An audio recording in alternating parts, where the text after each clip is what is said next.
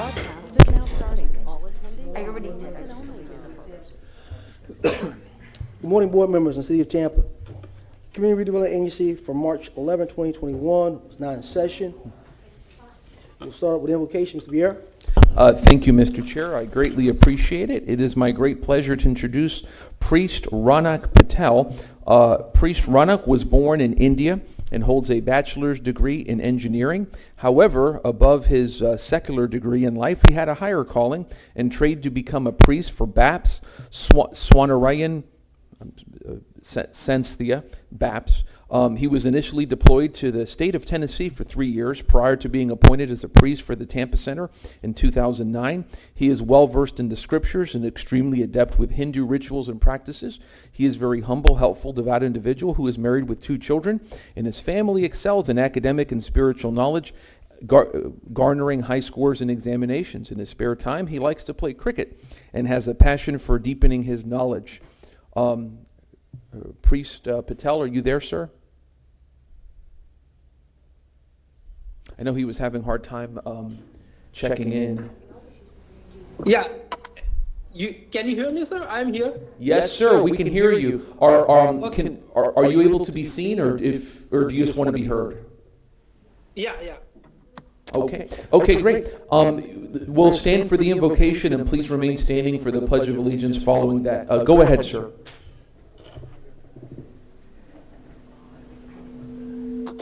Should I start my prayer? Yes, sir. Go ahead. Thank you. Okay. इस स्वामीनाथ भगवान निजे अक्षर पुरुषोत्तम महाराज निजे गुणातीतानंद स्वामी महाराज निजे भगत जी महाराज निजे शास्त्री जी महाराज निजे योगी जी महाराज निजे प्रमुख स्वामी महाराज निजे महंत स्वामी महाराज प्रमुख स्वामी महाराज शताब्दी महोत्सव नि अक्षरधाम महोत्सव निजे. We will now recite prayers for world peace, family harmony, and the welfare of all during this pandemic. We will pray. We'll start this prayer with Santipat. Hari Om Madhyo Shantirantariksha Guhu Shanti Prithvi Shantirapah Shantirokhadayah Shanti Vanaspatayah Shantirvishve Devah Shanti Brahma Shanti Sarvagu Shanti Shantireva Shanti Sama Shantiredi Jato Yatah Samihase Tato No Abhayan Kuru Shannaha Kuru Prajabhyo Bhayannaha Pashubhyaha Viswani Deva Savitar Duritani Parasuva Jadbadrantanna Asuva. Om Shanti Shanti Shanti Sushantir Bhavatu Sarvarishta Shantir Bhavatu.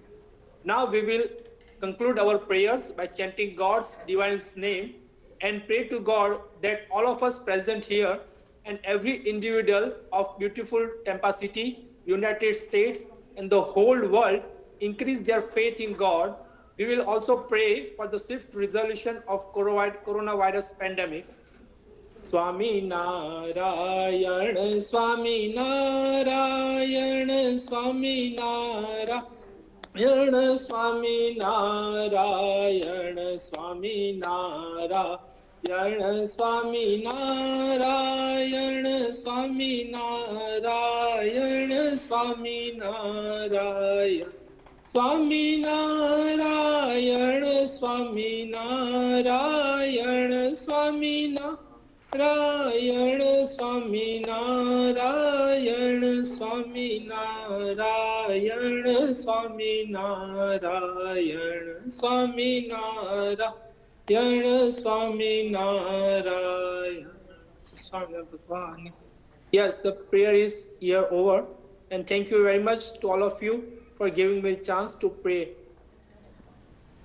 Thank you. Thank you.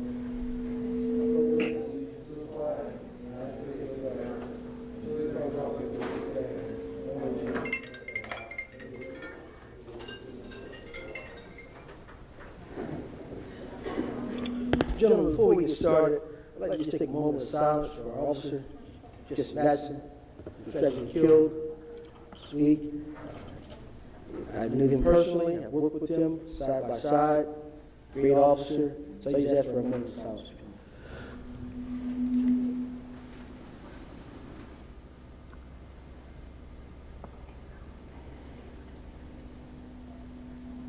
Thank you. We'll start out with item number 1, ceremonial presentations. Roll call. Roll call, I'm sorry, roll call. Vieira. Here. Dingfelder. Here. Maniscalco. Carlson. Cedro. Here. Miranda. Here. And Goose. We have a physical quorum. Thank you. Ms. Massey, you want me to go ahead and go with ceremonials, or we'll go with you with the rules, regulations for public comment next? We can do it either way, sir. If you want to go through the presentation of the commendation to Mr. Carter first, and then I can go through the rules of this. Thank you, sir. We'll go with presentations. We have this morning Mr. Rod Carter, good dear friend of mine, a person who's really dedicated his life to our community. Actually, I needed that. And I'm sad to see him go, but sometimes there are better opportunities on the other side of the horizon. Tampa's really going to miss Rod. Rod's going to anchor Channel 8 News Weekend newscast from 6 to 8 and 11. He's also a general assignment reporter 3 days a week. Rod's a proud graduate of Florida A&M University in Tallahassee and is a lifelong member of the FAMU National Alumni Association. Rod was awarded the Kappa 2 Alpha Hall of Fame Award for the University of South Florida Zimmerman School Advertising and Mass Communication. For years, he has been the leader teacher of the NAB FAMU Journalism Short Course, instructing students in broadcast during an intensive week course, and he regularly speaks at students and various schools. Rod is on the board of the National Association of Black Journalists. As the regional director, he oversees dozens of professional and student chapters across several states. He is the current treasurer and past president of the Tampa Association of Black Journalists. He is also a member of the Diversity and Inclusion Committee for WFLA. Outside journalism, Rod is a proud life member of Phi Beta Sigma fraternity and is the second vice president and chapter member of Sigma Phi Sigma chapter in Tampa. Rod is very active in his community, serving on numerous boards. Rod will be moving to a new station, WNCN, in Raleigh, North Carolina. He will be missed by many in the community. We wish him much success in his new adventure. I give you Rod Carter.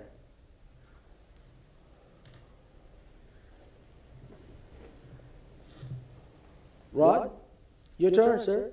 Oh, thank you so much. I think, did you have something you wanted to read first? Okay. Good morning. Tampa City Council presents this commendation proudly to Mr. Rod Carter, award-winning WFLA Channel 8 News anchor and general assignment reporter. Your outstanding achievements and strong commitment to ethical journalism is greatly admired, as it reflects your leadership and strength of character, acting with integrity and honoring ethical principles in your career, which is both substantive and symbolic. Your distinctive contributions as a host, moderator, and speaker at hundreds of community events throughout Tampa Bay and the state of Florida is notable in both your professional and volunteer capabilities. With unwavering passion, courage, and dedication as an ambassador of truth, you serve as a mentor and friend to countless professionals by coaching and guiding upcoming journalists. It is admirable that you share and understand what resonates with viewers by recognizing what matters most to people in the community. Your reporting is rooted in trust and respect with truthfulness, accuracy, objectivity, impartiality, fairness, and integrity. You have demonstrated yourself to be a true servant of the community and do so with a gracious heart. In grateful appreciation for your efforts, Tampa City Council presents this commendation on this 11th day of March, 2021. Thank you so much. Thank you. Councilmember Goods and the entire council, thank you so much for this wonderful commendation. I have to tell you, when I moved here, initially 20 years ago, I never thought that I would see anything like this at all. I actually just moved here to tell really good stories and get to meet some great people in the city of Tampa, and I'm so grateful that God gave me the opportunity to do both of those things. We've had some fun times, we've had some crazy times in Tampa.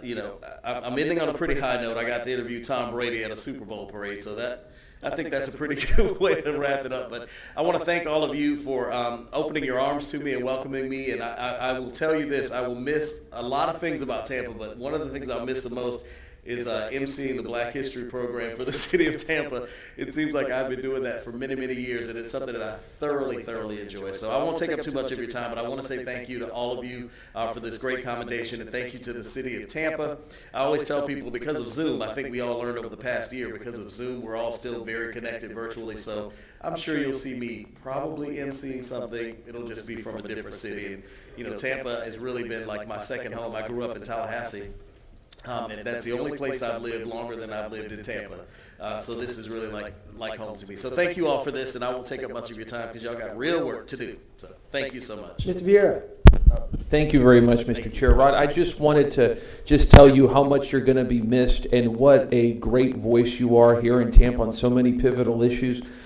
You know, we've done stories together, and you've always been just a pleasure and a professional to work with. You know, you're the kind of person that I can say about, I don't have an idea about what your politics are, but I know what your values are, and you have great values. I mean that. You're rooted in faith, and you just have really good God-fearing values. I mean that. I always remember the story that you did not too long ago on Harry T. and Harriet Moore of Mims, Florida, who were murdered on Christmas night, 1951. And that's what you're good at many things, but you're also good at telling stories of people that people don't know about and that they darn well should know about. And I know that's so important to you, and it should be important to all of us as good and thoughtful Americans. So just thank you so much. When I saw that you were leaving, I was like, man, first Howard Altman, now you. You know, we're losing some great journalists, but you do a great job, and it's going to be North Carolina's game. Thank you, sir, and God bless you. Thank you. Thank you very much, Mr. Chair. Rod, I want to thank you for all the years that I have been personally watching you, and I want to thank you for being a reporter, not just somebody who reads the news. Thank you very much for that. Thank you for the dedication and all that you've given to Tampa and Tampa Bay area. You are a wise person, and we are going to seriously miss you. However, I know that Raleigh-Durham is an excellent city in which to live. Enjoy yourself there, but please don't forget about us here in Tampa. Would never do it. Mr. Maniscalco. Well, thank you very much, and congratulations, sir. We surely will miss you. I've, watched you for many, many years. You've served this community in a wonderful way, and you've always made us proud, and we appreciate all your hard work and dedication. Wish you all the best now in your future endeavors. Thank you, sir. Congratulations. Thank you. Mr. Carlson. Just want to thank you also and wish you well. You do a lot in the community that people see, but you also do a lot, I know, behind the scenes that people don't see. And so for all that, we thank you. Thank you. I can't see Mr. Dingfield or Mr. Miranda. They care to say anything?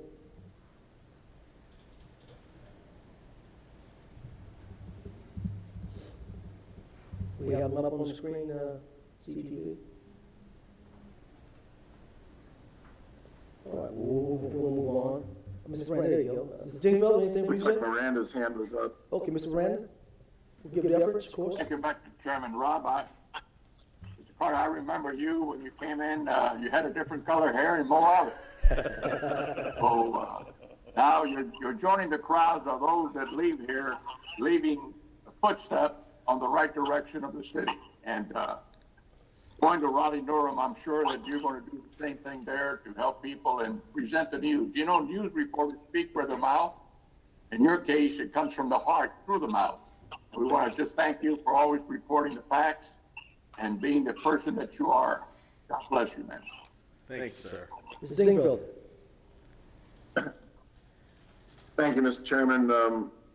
Rod, I'm married to a former reporter, TV reporter, and I know it's one of the toughest jobs in town. Sometimes you see the best of things, and that Brady interview must have been awesome, but often you see the worst. But one thing I've noticed about you over the years is that you've managed to keep a good attitude and often a good sense of humor on the air. And I think that's not only important for your health and that sort of thing, but also it's a great message to the community that no matter what happens, we can keep moving forward in a positive way. And we appreciate all you've done here in the community, and North Carolina's gain is our loss. Best of luck, sir. Thank you. Thank you all very much. Well, Rod, this community is going to miss you. You never said no to an organization about emceeing or doing something special for kids in our community. I'm going to miss you as a friend. I've known you a long while. And again, I just say many, many blessings to you in your future endeavors. God bless you, my friend. Thank you. But my phone number will be the same, so I'll still be harassing all of y'all. So. All right. Thank you again. Thank you. Mr. Massey, you get the rules of public comment? Yes, sir. We're moving into the public comment section of our agenda. During the COVID-19 state of emergency, meetings of the City of Tampa Community Redevelopment Agency are conducted with a live in-person forum of the CRA, President, and City Council chambers. However, in response to the COVID-19 restrictions, members of the public are encouraged to participate virtually through video or audio teleconferencing, which is referred to in board statutes and rules as communications media technology. These meetings are also being held in accordance with the emergency rules of procedure as adopted by CRA resolution. The public and citizens of the City of Tampa are able to watch, listen, or view this meeting on cable TV Spectrum Channel 640 or Frontier Channel 15, or by the internet, TampaGov/livestream. Members of the public are also able to participate virtually in this public meeting by using communications media technology or by the following other alternative methods: by sending written comments by internet or web, by sending written comments by email, by sending written comments by U.S. mail, by leaving a voicemail message with comments at a designated number 274-8877, by speaking remotely during the public comment portion of this agenda with the use of CMT from their homes, or participating by using CMT available at Old City Hall on the second floor. If you're participating using communication media technology or CMT on the second floor of Old City Hall, the use of masks and social distancing inside the building are required. Public comments pre-recorded and remote or in person using communication media technology will be heard at the start of the meeting at the direction of the CRA board and should not exceed 3 minutes unless expressly allowed by the CRA board. Written comments received by mail or email are distributed to the CRA board and will also be included in the permanent record of the meeting. All public comments timely received by mail, email, voicemail, or by remote participation via communication media technology will be afforded equal consideration as if the public comments were made in person. That concludes the introductory statements on the public comment section. Thank you, Mr. Massey. We'll go down to the second floor.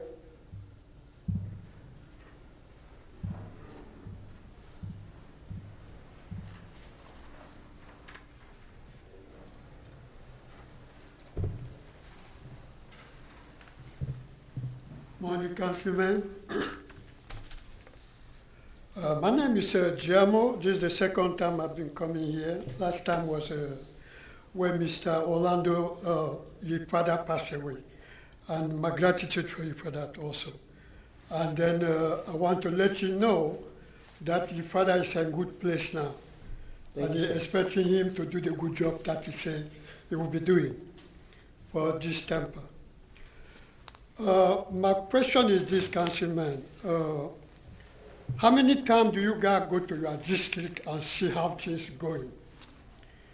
You know, and then that's my major question there, because it seems like you guys work very well, work hard, but those that you guys appoint them to do the job is just a mess.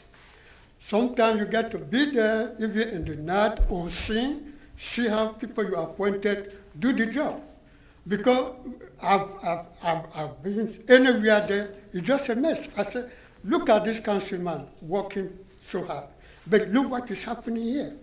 I go to shelter, veteran, all these things, the way they treat the veteran, you won't believe. I mean, some handicap, he cannot even get a plate. He get to climb a stair to get the food and come down where all these people are there.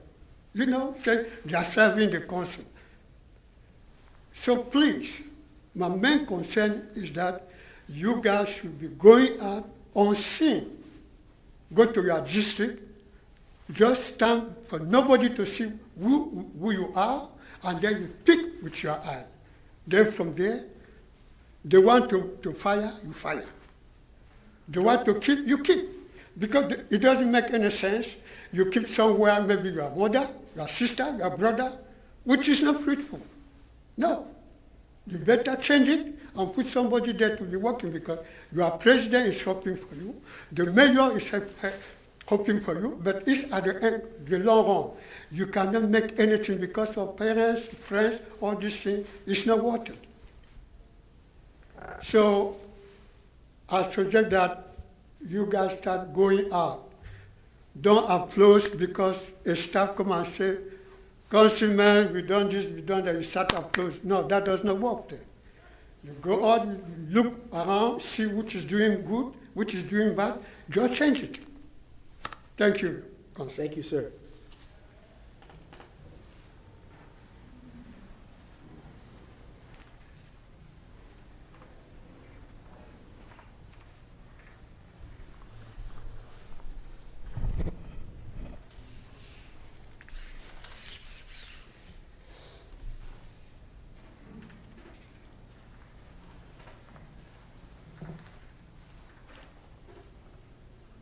Uhuru. Uhuru means freedom in Swahili. My name is Mentiznot, Tampa, Florida. We say we as African people should always be thinking about our freedom. We should live, we should exist, we should everything about our freedom. I want to talk about one thing right quick, which is the incident that happened the other morning, 3 o'clock the other morning on the interstate, where you see Chief Dugan is trying to give a police officer hero status. And that's what white people like to see. White people love hero status. George Washington, Abraham Lincoln, the next one, Superman, Batman. They tell us Africans Tarzan was a hero, and they want us to continue in that path. But the fact of the matter is, it's another way to look at this. Why is a police officer taking his automobile and pointing it at someone who is going the wrong way in the interstate? The person might have pulled out, pulled off the expressway. We don't know what happened. We don't even know if it's calls that, because they don't reveal the information. We don't even know if it was calls where they was chasing the person, so we don't know what happened. But the fact of the matter is it suicide or is it murder by the police officer? So this hero status nonsense have to stop, and they hardly even want to give you the other person's name. It happened 3 times just recently. But the fact of the matter is all that have to stop. We see what the governor just did today or yesterday, removed all the fines on the local businesses, all right? Based on pandemic. We want this city council, especially our city councilman for District 5, to step up. I've been coming down here for 30 years, and they ain't did nothing for African people. Over 30 years. They ain't did nothing for the black community, but ran us out of our own communities, destroyed our whole neighborhoods. That's what they've been doing. We want this city council, we want Orlando Ghouls to get on them to remove all these bicycle fines. That's a good place to start. Over 600,000 bicycle stops. And remove that from everybody's records, because we don't see anything that happens inside our community. And when we organize to do something, they find clever ways, they find meticulous ways to overturn the will of the people, the will of African people. Like we have no rights and we have no will and we have no ambition.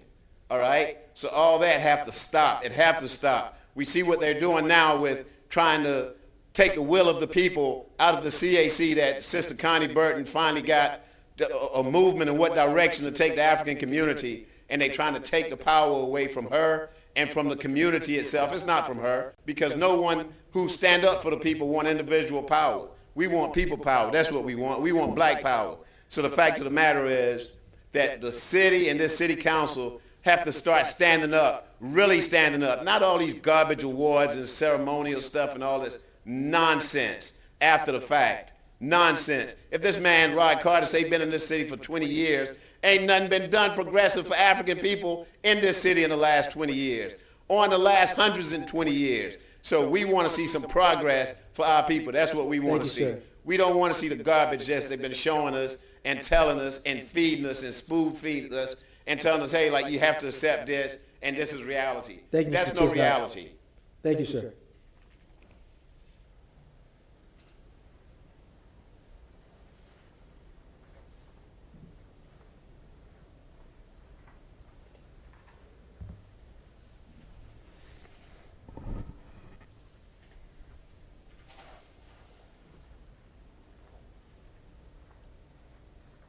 Morning, sir. You can begin, sir. Mike Farmer, East Tampa. I'm here today about the East Tampa CAC, and I just wanted to point out a few things, a couple of things about it. One, when the ETCRP was working just fine, and then the city of Tampa come along and decided that the CAC, that the ETCRP needed to change their policy. They had to come in line with the policy. In doing that, they reduced the CAC, the ETCRP, from a executive board to a committee. In doing so, this caused a lot of harm within the organization. And then also, and it's not no offense to any city councilman, but Mr. Reddick had the community to come out to vote on the 22nd Street roundabout because of the Kay Andrews of the Florida Sentinel did not, and people that she was surrounded with came in at the 9th hour and did not want it. Well, at that time, the vote came in, they did not want it. It passed that they did not want it. But what he failed to see was that the city council had done already appropriated money, had done already started construction, and this couldn't be stopped. One of the things that I like about the city council, if you mess up, is one thing that I do know, you will correct it. Now, you wanted the CAC to put on hats and pattern themselves after the CRA. Now, you're complaining about the way they're doing things. I think this is wrong. You can't change an organization to what you want it to be, and then when it does not work, then you want to complain about it. This organization was doing just fine at its inception and as it was going along until you changed it to be what you want it to be. Now you don't like it. And since you don't like it, now you want to make more changes to an organization that was independent and was doing the will of the people. So now the people are standing up and saying, hey, enough is enough.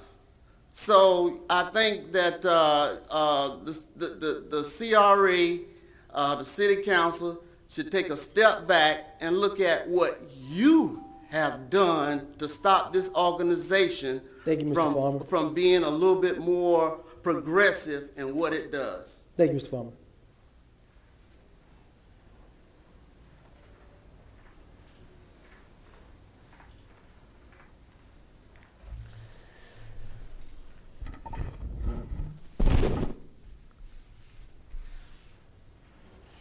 There's no more speakers at this time.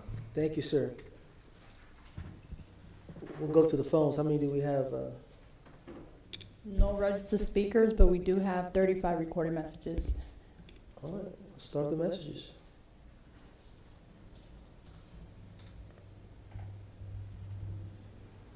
My name is Artis Gambrell. I live at 1215 East Lake Avenue in East Tampa. My family has lived in East Tampa since 1952.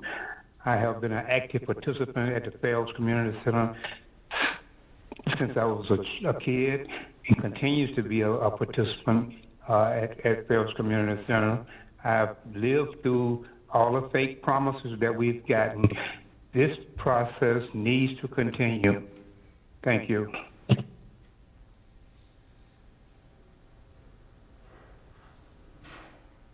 Belinda Holly.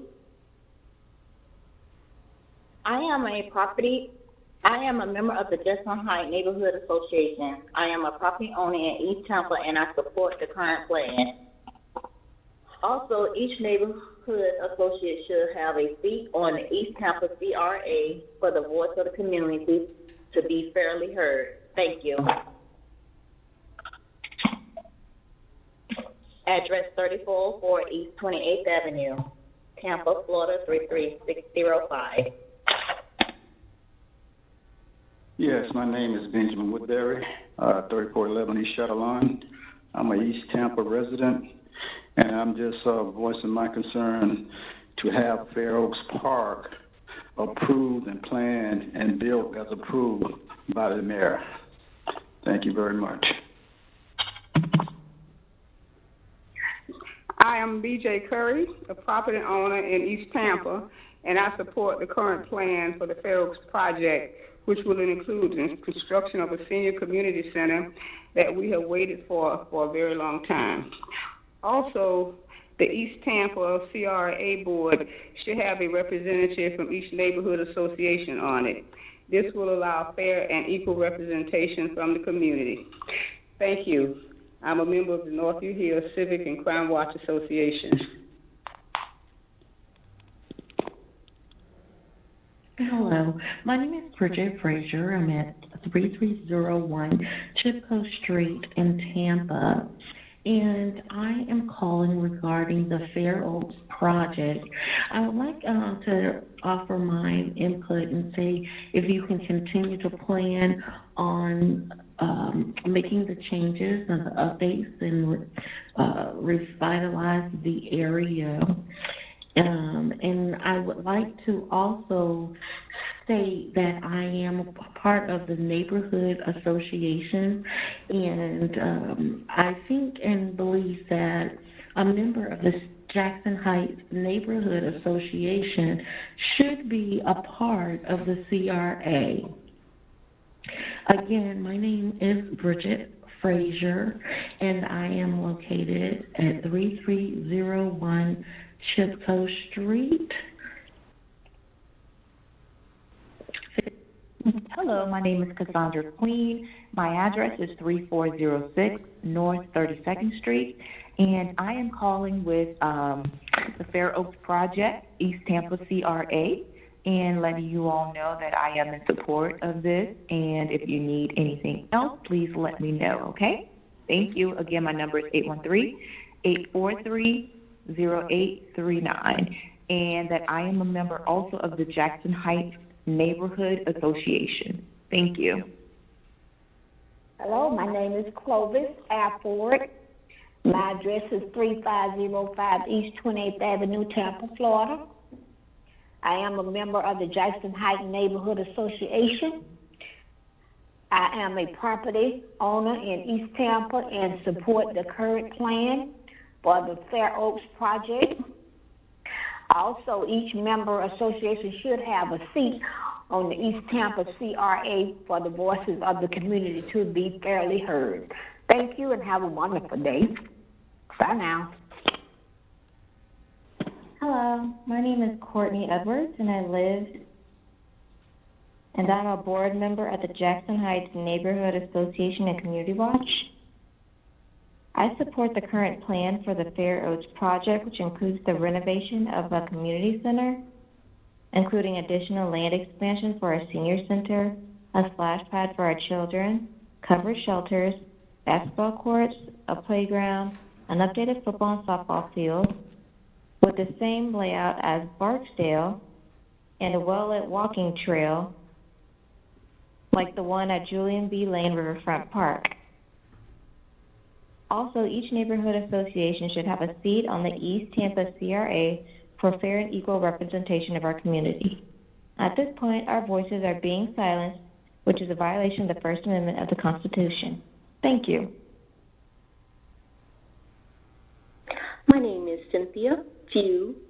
I live at 4506 North 29th Street, Tampa, Florida, 33610. And I am the president for Belmont Heights College Hill Neighborhood Association Crime Watch. Back in August, Mayor James Castor held a press conference, and it was about Fair Oaks Community Center. And she started out with parks are a heartbeat of our neighborhoods. She went on to say, This project will allow us to transform Fair Oaks and Fair Oaks Park to reflect the interest and the needs of our residents. The final concept will depend on what the community wants to see at Fair Oaks. I am an East Tampa community member, and I am calling to state that I support the current plan for the Fair Oaks Park expansion and redevelopment. I want to see the community center renovated, a senior center used for the same layout as Barksdale, including shuffleboard courts and a Vita course and sun garden, a new multi-use facility, a children's splash pad, covered and shelters, baseball courts, a tot playground, and updated football field and softball field, and well-lit walking trails, same as the one at Julian B. Lane Riverfront Park. I support the city acquisitioning additional land for the expansion. Finally, each neighborhood association should have a seat on East Tampa CRA for fair and equitable representation of our community. At this point, our voices are being silenced, which is a violation of the First Amendment. Please amend the East Tampa CRA bylaws. Thank you for your time. I, Cynthia Woodbury, resides at 3502 East Shuttle, Tampa, Florida. I am in agreement with the continuation of the planned project for Fair Oaks Park on 34th Street, East Tampa. Thank you. Good afternoon. This is Beatrice Jarlett, and I live at 3202 26th Avenue. And I'm just calling to let you know that I'm a member of the Jackson Heights Neighborhood Association, and I do own property in East Tampa, and I support the current plan for the Fair Oaks project. I feel that also that the neighborhood association should have a seat on the East Tampa CRA for the voices of the community to be fairly heard. And I appreciate your concern and your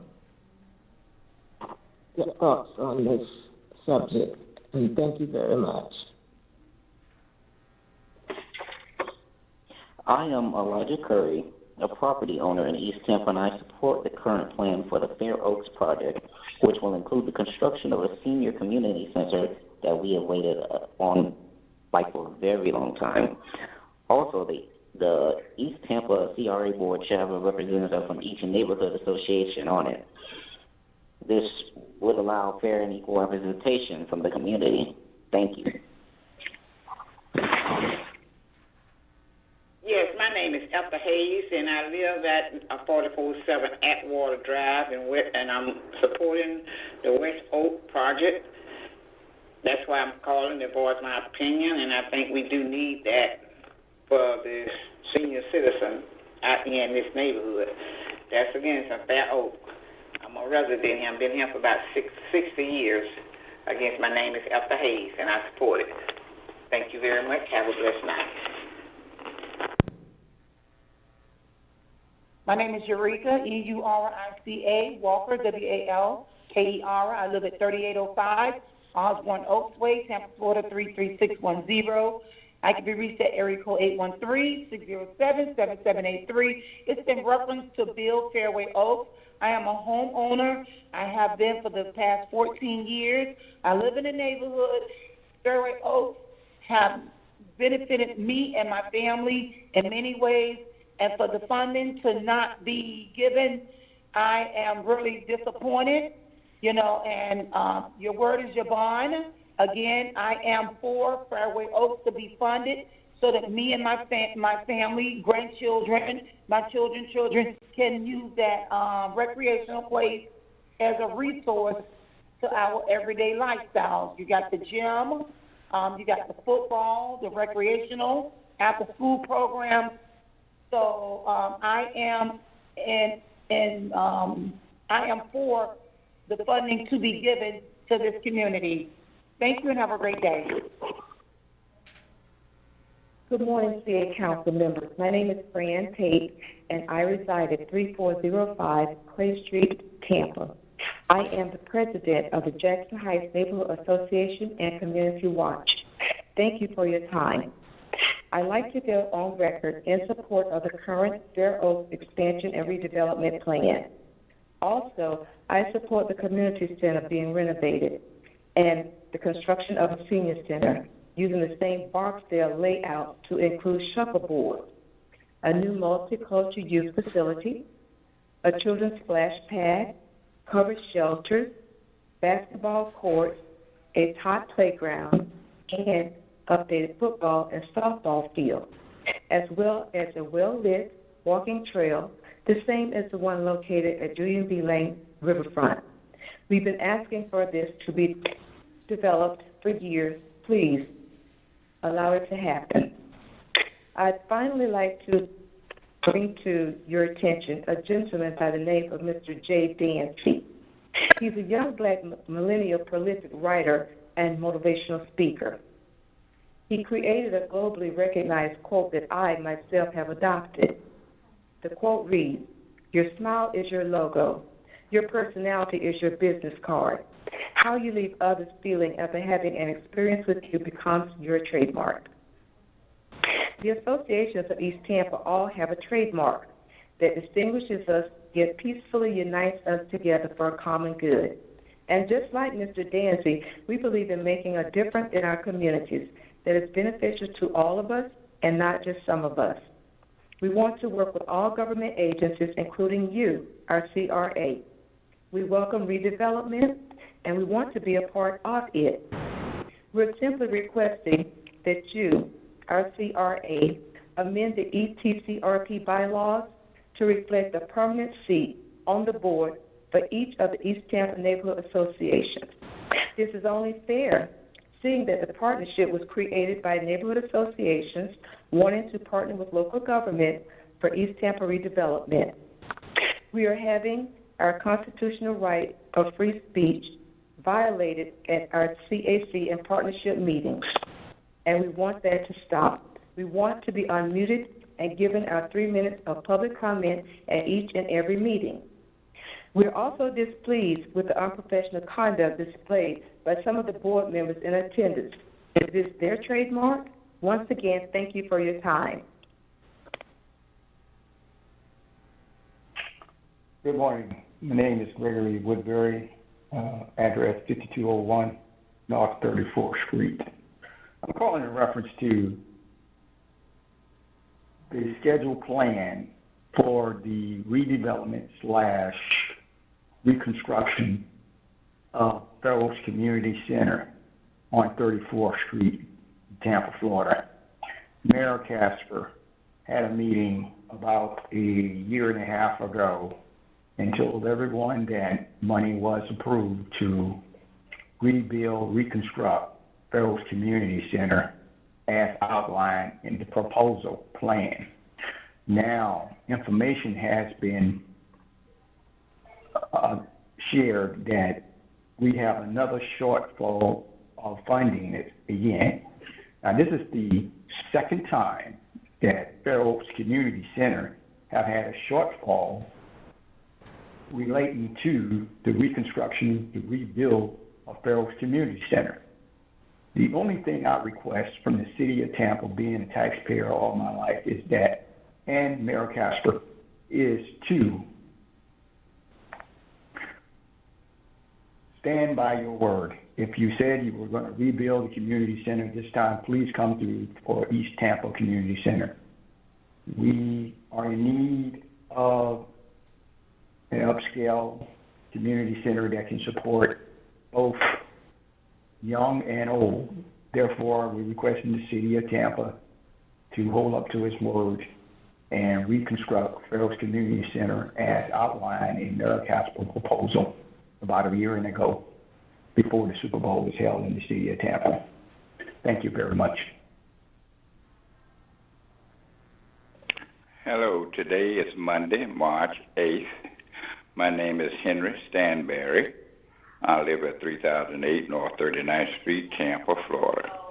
I want to speak on being concerned as a property owner in East Tampa, and I support the current plan for the Fair Oaks project, which includes the renovation of the community center, additional land expansion for senior center, a splash pad for our children, a covered shelter, basketball and court, a playground, and updated football and softball field, and a well-lit walking trail. Also, each neighborhood association should have a seat on the East Tampa CRA so that our voices can be heard. This is not happening right now. Thank you. My name is Jacqueline Wilkes, W-I-L-K-S. I am a member of the Jackson Heights Neighborhood Association. My address is 3203 East 26th Avenue, Tampa, Florida, 33605. I am a property owner in East Tampa, and I support the current plan for the Fair Oaks project. Also, each neighborhood association should have a seat on the East Tampa CRA for the voices of the community to be fairly heard. Thank you.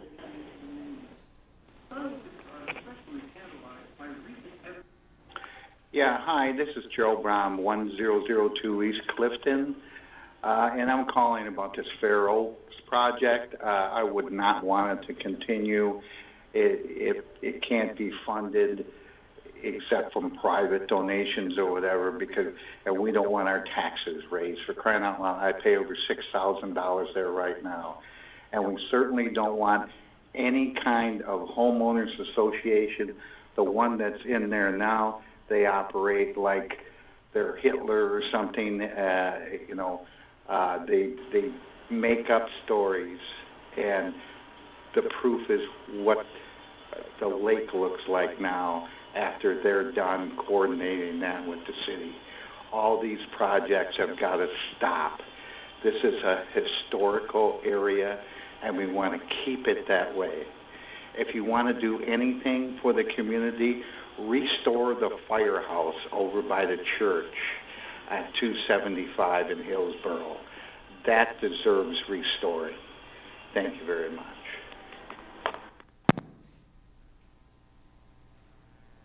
Hey, hello. My name is Joyce Carroll. I'm a property owner on East Tampa, and I support the current plan for the Fair Oaks project, which includes the innovation of the community center, additional land expansion for senior citizens, a splash pad for the children, covered shelters, basketball courts, and playgrounds, and updated footballs and software, and as well lit walking trail. I also, each neighborhood association, I'm a member of the neighborhood association, and have to sit a seat on the East Tampa CPR so that our voices can be heard. This is not happening right now. Thank you. My name is Carmen Payne. I am a member of the Jackson Heights Neighborhood Association. I'm a property owner in East Tampa, and I support the current plan.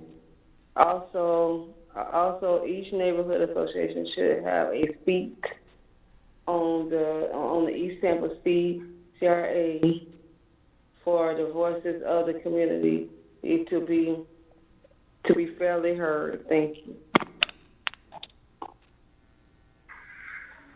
Hello, my name is Macoria Easy Genco. My address is 4608 North 35th Street, Tampa, 33610. I am an East Tampa resident, and I do wish for you to continue with the project for Fair Oaks Park, please. Thank you. My name is Martha Tolbert. My address is 3032 North 39th Street, Tampa, 33605. I am a property owner in East Tampa.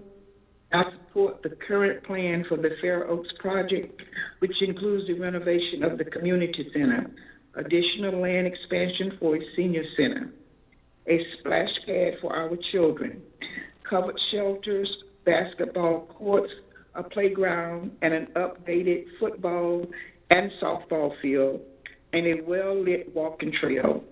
Also, each neighborhood association should have a seat on the East Tampa CRA so that our voices can be heard. This is not happening right now. Thank you. Marvine Patrick, 4915 North 38th Street, Tampa, 33610. I live in the East Tampa neighborhood, and I would like that the Fair Oaks Community Project needs to proceed as planned. Thank you. Hi, good afternoon. My name is Mary C. Neumeyer, spelled Neumeier,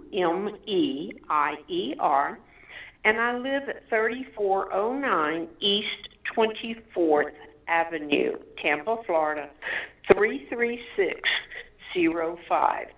I have lived in Jackson Heights nearly all of my life, and I am 75 years old.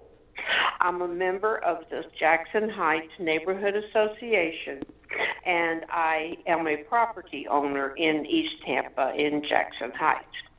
I support the current plan for the Fair Oaks project, which includes the renovation of the community center, additional land expansion for a senior citizen, a splash pad, covered shelters, basketball courts, playground, updated football and softball field, and a well-lit walking trail. I would appreciate the CRA endorsing and supporting this endeavor. And also, I'd like to know if we could have the neighborhood association should have a seat on the East Tampa CRA for the voices in the community to be heard. Thank you. Michelle. Good luck. Hi, my name is Myra Pierce. I am the acting president of the Ybor Heights Neighborhood Association. I am calling to request that you move forward with the plans for the Fair Oaks Community Project. I was notified that that may not go through. If you could please reconsider, moving forward with that project. That community is in need of everything we can provide it. Again, my name is Myra with the Ybor Heights Neighborhood Association. We're located on North 12th Street, 33603. Thank you. Bye-bye. My name is Paulette McCullough. My address is 3309 East Osborne Avenue on the corner of 34th in Osborne. I'm calling regarding the Fair Oaks Community Center. If you remove that, what else is left in the neighborhood for the children that do attend? That's crazy. Make the neighborhoods better. Don't take stuff away from them and then wonder why crime is running rampant. There's a police station on 22nd Street, and there's more crime right around the police station, and you want to build more? That makes no sense at all. My number is 813-455-9477. We got about 5 more. Paulette McCullough, McCullar, and dismantling Fair Oaks Community Center, the only community center in this area, would be a grave mistake. Have a great day. Hello, my name is Pearlie Beckham, and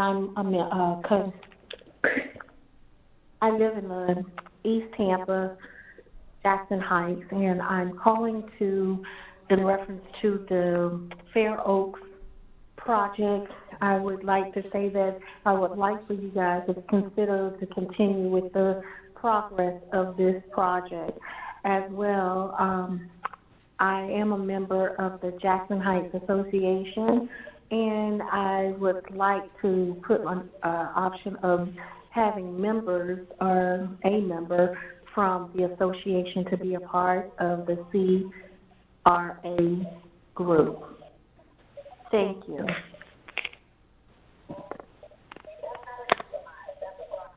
Hi, my name is Queen McIntyre. I'm a member of the Jackson Heights Association. I'm a property owner in East Tampa and support the current plan for the Fair Oaks project. Also, each neighborhood association should have a seat on the East Tampa CRA for the voices of the community to be fairly heard. Thank you. Good evening. My name is Regina Virgil, and I live at 5210 North 39th Street, Tampa, Florida. I'm calling regarding the Fair Oaks project, and my understanding is that the CAC board does not want to use CRA tax dollars to cover the remaining expenses not covered by the mayor's budget. I feel that the CAC board are being hypocritical because when the District 3 police station was built in East Tampa, the city should have paid for it, but CRA funds were used for that project. So I'm asking City Council to continue with the Fair Oaks project and listen to the neighbors of East Tampa because we have spoken. The city asked us at a meeting a couple of months ago what we wanted to happen at Fair Oaks, and the people have spoken. So please honor our request. Thank you and have a good night.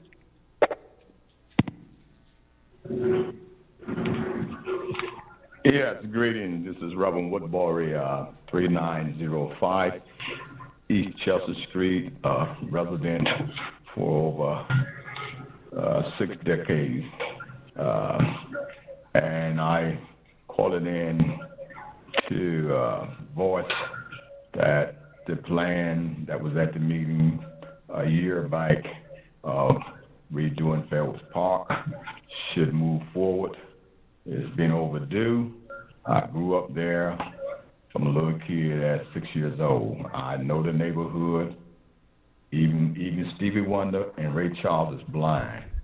Young boys would know the neighborhood like me. That's how long I've been there in the neighborhood.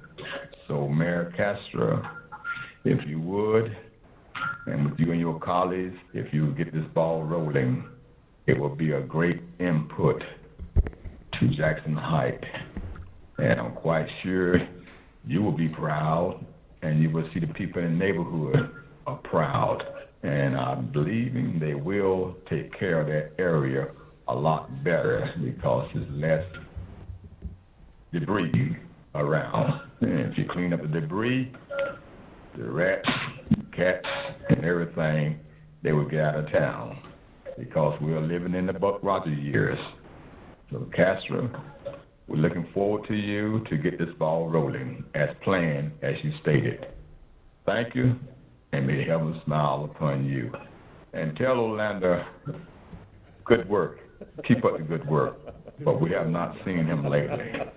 But we have seen you, Mayor Castro, more than we've seen him in the neighborhood. Thank you, and may God bless you all. Bye. Sandra Mills, 4707. I'm calling to, that's Webster, I'm sorry, 4707 Webster. I'm calling about the meeting of the 34th Street for the Jazz Seniors, and I was calling to that we need this center because we don't have anything to do. We just sit around at home, and we just really want to have this center. Thank you. Michelle, how many more? One. Shirley McIntyre, and my address is 6109 Rainbrier Court. I'm calling in regards to a building for the seniors in East Tampa. We need something for that we can utilize and that would have a nice kitchen and have a workout area and also a room for seminars and training. So I'd appreciate if we could get that going. Thank you very much. My name is Trudy Hillary, and my address is 3011 North 39th Street. I am a property owner in East Tampa, and I support the current plan for the Fair Oaks project, which includes the renovation of the community center, additional land expansion for a senior citizen, and a splash pad for our children, covered shelters, baseball courts, a playground, and an updated football and softball field, and a well-lit walking trail. Also, each neighborhood association should have a seat on the East Tampa CRA so that our voices can be heard. This is not happening right now. Thank you. We have one more now, Michelle. Yes, hello. My name is Wesley Brown. I am a board member of the Jackson Heights Neighborhood Association. I was calling because I would like to see the project for the Fair Oaks community continue as planned. Also, I'm interested in knowing why the East Tampa CRA doesn't consist of any neighborhood association members. Again, my name is Wesley Brown, and I'm a board member with the Jackson Heights Neighborhood Association. Thanks again, and have a good day. Bye-bye. All right, I think that's it. I didn't stop it because sometimes, council, we go into the night, listen to public comments from other areas of the city, so we have to be fair to everyone to know it's balanced. I think, Mr. Citro, you want to make a comment, and I'll finish it off, sir. Mr. Goods, excuse me, Mr. Chair, I hope I'm not speaking out of line, but you and I had a discussion months ago about gossip, about rumors, and how they can be so misleading. Ladies and gentlemen that are watching on TV, this is going to be discussed, the Fair Oaks, in our agenda item number 9. When I hear people say the words, well, I heard, or a friend told me, if you want the truth of what's happening with CRAs, call one of us. We are the CRA board. We will tell you what is going to happen, what is not going to happen. And rumors get nowhere except running around in circles. Mr. Chair, thank you for letting me speak. Mr. Carlson? No, this is really sad and disappointing. We're seeing this over and over and over again. There are people in the community who are spreading not just gossip and rumors, they're spreading malicious, false information. And this is the kind of thing that's destroying our country. It's un-American, it's not right, it's not fair to the people that you're giving that information to. My email address is bill.carlson@tampagov.net. Please, somebody send me a copy of whoever disseminated that email to say that we're not interested in funding Fair Oaks Community Center, because it's not true. And we're going to have to start stepping up and pushing back against misinformation. What this is it's apparently a fight between somebody who doesn't like whoever is on the board of the CAC right now. And if you don't like that, fine, fight that battle. But don't spread misinformation to people. This board, this city council, this CRA board has fought really hard for Fair Oaks Community Center. We brought it up over and over and over again over the past years. And my colleague, Orlando Goods, has helped lead the effort on it. We, the CRA, held a public community meeting at Fair Oaks Community Center where more than 100 people attended. And we lobbied and pled with the administration to fund it. The community said, we don't just want a renovation, we want a new community center. And we pushed for that. We, this board, city council, and CRA pushed for that. The mayor then came back, instead of just renovating it and building a new center, she came back with an $18 million proposal to fully build it. What's on the agenda today is not whether to support Fair Oaks Community Center or not. It's about, I think, $200,000 to buy a small parcel as part of it. And the issue is whether the money should come out of the city's budget or the CRA budget. And whoever is disseminating this false information, please send it to us. We need to talk to them. And to anybody else who innocently might be given false information, please email us. I'm happy to meet with you or talk to you by phone anytime you want. Email me. I personally respond to my emails. I will talk to you. Let's please make sure the correct information is out there so that we can move this community forward. These issues, East Tampa, Fair Oaks Community Center, the projects we've been working on are very important. We need to fix problems throughout our city, and we need to work together to do it. Thank you. And again, Mr. Chair, I reiterate what I said. You can contact, there's 7 of us. You can contact us at any time. Thank you, Mr. Chair. Now, let me give a final synopsis on this, because some of it is not, remember, gentlemen. Some of it is not. What has happened is, I've asked time and time again to make sure communication is disseminated correctly at the current CAC meetings. The communication system is up and down over there. I think they finally got it fixed at the other meeting, which I asked Mr. Massey, our city attorney, to start attending, and he graciously has attended the last partnership meeting. The problem, you have to understand that when the CRA of East Tampa was created, they had the partnership, and then they came in and you had a CAC, and now you have a partnership and the CAC at odds, because the partnership feels they should be a part in making sure that they have their needs and concerns heard. So that's why, back and forth, I asked Ms. Van Loan to kind of fuse that together to get the partnership and the CAC board on the same path. So that's what you have in the community. The neighborhood association, which you have like 10 of them, and you have your CAC board, which a lot of them are not members of neighborhood associations. That's your problem, gentlemen. So that has to be worked out in some form with our director, Ms. Van Loan, and that's a huge problem. The other Fair Oaks issue, I heard the meeting the other day, and some of the things I heard, the meeting was very disturbing with the way staff was treated. I mean, there were a lot of things that went on that I did not like, and that's why I told Mr. Massey I wanted him at the next meetings to make sure that they understood their role of a CEC board, because some of the stuff that was happening was out of whack. And I got Mr. Massey to kind of get it back in whack, to understand also Ms. Van Loan is now going to have part of the procedure person, RFP put out, to have somebody so the boards can understand how to run a meeting and to do it right. Because again, when you take over and you don't know the process and procedures, then you're lost. So we got to make sure everyone knows what's going on. I think the problem with what happened with a lot of communities' concerns, that they were listening to the meeting and the CAC board was talking about not funding some parcels. Well, and that's the way it got out of line, and people got concerned that, oh no, not again, you're not going to stop our projects. So I think it's a balance here, and again, people called me and said, no, the CRA board has the final say on any ruling.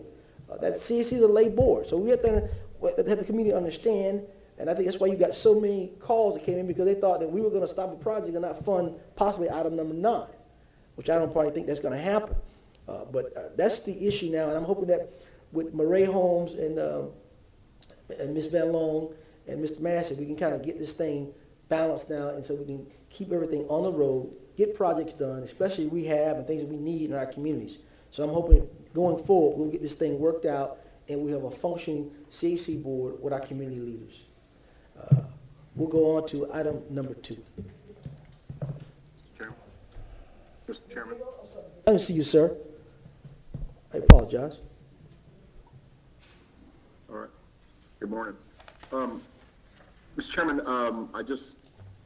obviously a lot of complicated issues. I think the saddest part about what I heard for 35 voice messages was sort of some division and dissension, which I think is really unfortunate. And I would just encourage everybody out there to try and work together for the betterment of East Tampa instead of dividing.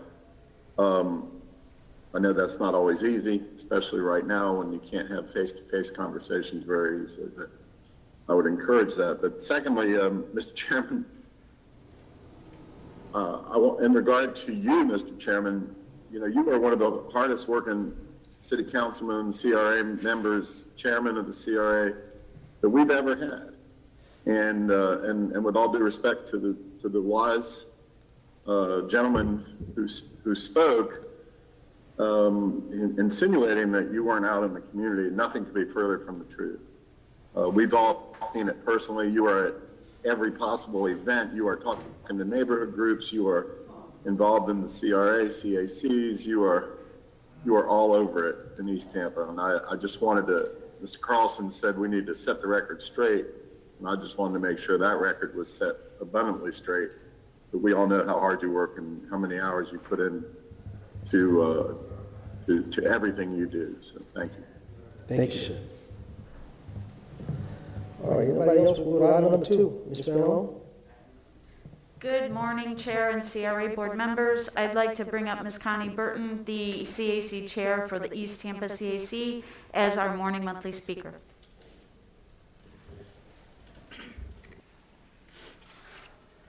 Good morning, board members. I want to thank you for Ms. Van Loon and staff for this opportunity this morning. And I have been just praying that when I'm here representing the CAC board, that I do it in a very tone that will be respectful, but also represent being a truth teller. The issue of Fair Oaks is one that is dear to the board. It is dear to people in the community. The community want to see a new Fair Oaks, and that's why the community has always been in a rift when we've seen a disheartening approach to move against Fair Oaks, history being told with the development of Al Bonds Park. And so that got pushed back, and the commitment from the mayor has been to rebuild Fair Oaks. And I'm hoping that the mayor is paying attention this morning and listening, because as she talks about her next ambitious project in District 5, a possible $100 million project, that the need of Fair Oaks has been pushed and pushed back for maybe 10 to 12 years, that maybe it can have a faster approach since there's money in the pipeline. When we hear about hundreds of millions of dollars moving forward for additional projects, then maybe this will take first priority. I'm hoping that is heard. As to the participation of people that's coming to the meeting now, it's almost standing room only. Also by those that are participating on Zoom calls with a full participation of board members. I recall Councilman Gould, when you was there, you made a request that the board be reduced from a 13-member board to a 7-member board because you couldn't get a quorum on a lot of issues. But we have turned that corner because the people understand that those people that are committed to that board now is committed to seeing a better East Tampa. And so we want to move away from all of this division. For people feel that their voices is not heard, everybody is given an opportunity to come and join subcommittee meetings, subcommittee committees, so we can talk about a variety of issues from public safety to housing, economic development, aesthetic and beautification, social services. Those are wonderful opportunities as well as coming, being a part of the board, and they also have the staff to stay fully engaged with. And so, you know, we're not going to allow gossip, rumors, viciousness to move us from the agenda of the people. And when we look at that mission of the Community Redevelopment Act, it lays out key elements that the CAC should be focused on. It talks about blight. It talks about poverty. It talks about slum. It talks about how the continuation of having those components inside of your neighborhood, how it can destroy mental health, how it also erodes people's ability to feel hopeful. We understand that inside of East Tampa, that is part of this city and a part of District 5, we have so many issues that it's going to take a heavy lift beyond that 13-member board. But it takes the full engagement of you, the councilman, as well as the mayor to do the heavy lifting. So what has been some of the issues that has been laid out since we've only been I have only been on that board for the last 5 months. But I've been an audience participation long enough to know that there has never been a smooth transition of power. And inside of the African community, that is a serious issue that we don't really talk about loudly because it will fuel some embarrassment, that the brightest of those in our community tend to shift and run and leaving the community to deal those that are dedicated to overturning injustice that we see across the nation, in which I would say that this president of the United States, Joe Biden, has understood and has a key understanding that if we're to change America, we need to start from the bottom up.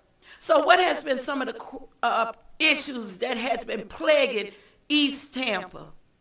I wish that when we're developing this strategic plan, which I feel that personally, I have not been allowed to have much engagement, so I give that 100% to you, Councilman Gould, that if I had been more allowed to engage, maybe I would have taken them to the corner of 15th and 26th, where we see too many young African-American men standing on the corner from sunup to sundown, to ask them what is their hopes and aspiration for themselves and their families. And then maybe I would have taken them on Lake and 29th.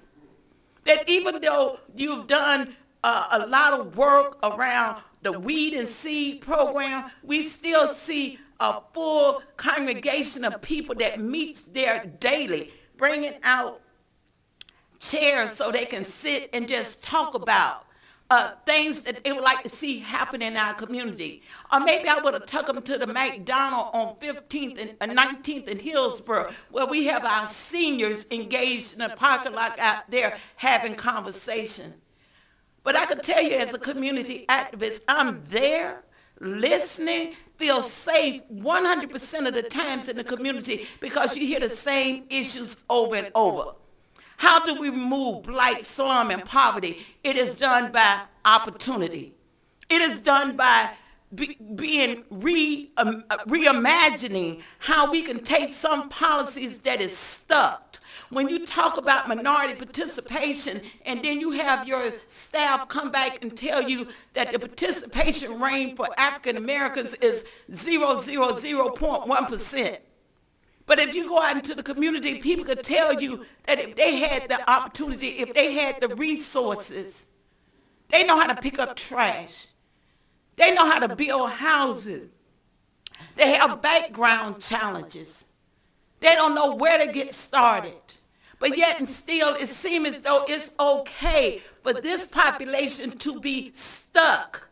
Because we know, and I know, part of my truth-telling serum is that I see too many organizations, downtown, uptown, and East Tampa, use the statistics of poverty to elevate themselves, whether it is on an administrative track or to arrange for them to have some type of prominence inside of our community, but not netting no real results. So in the 5 months that we have been there, and I have been chairman, and I didn't walk in and snatch the gravel, I was nominated by the people. And so what do the people say pay attention to? How can we have affordable housing that as we see brand new houses being built inside of our community, we are not spectators? It could be done, but it is being challenged with great resistance because some do not like different housing material to be built in East Tampa.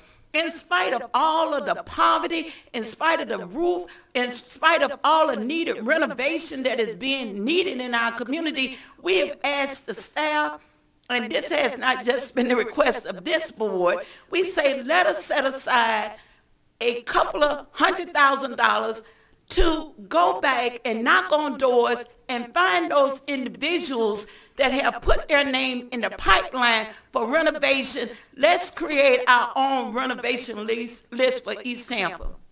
The response, nothing has happened. We say, well, let us see how we can encourage entrepreneurship inside of our community by ensuring that when these RFPs are written, that members of the East Tampa family will be able to participate on different levels. It's almost like a small crawl. Then we say, well, you know what? When we are talking to city staff and I'm looking at the budget and looking at how much is being paid for them to assist us, we're being asked, the community is being asked to write up the RFP. Then you figure out who you think need to be at the table. So all of these things that is happening now on my watch is not brand new. It has been a continual pattern. And so I believe that if you, board members, have to make a real decision, do you pass out dessert before you give the main course? And you're trying to build up a healthy community. And so while I understand that there's a need for assemblage of property, so we can think out of the box on how we can help some of the essential workers in our community to become homeowners, come out of rental properties. Let's do something different. Let's do something new.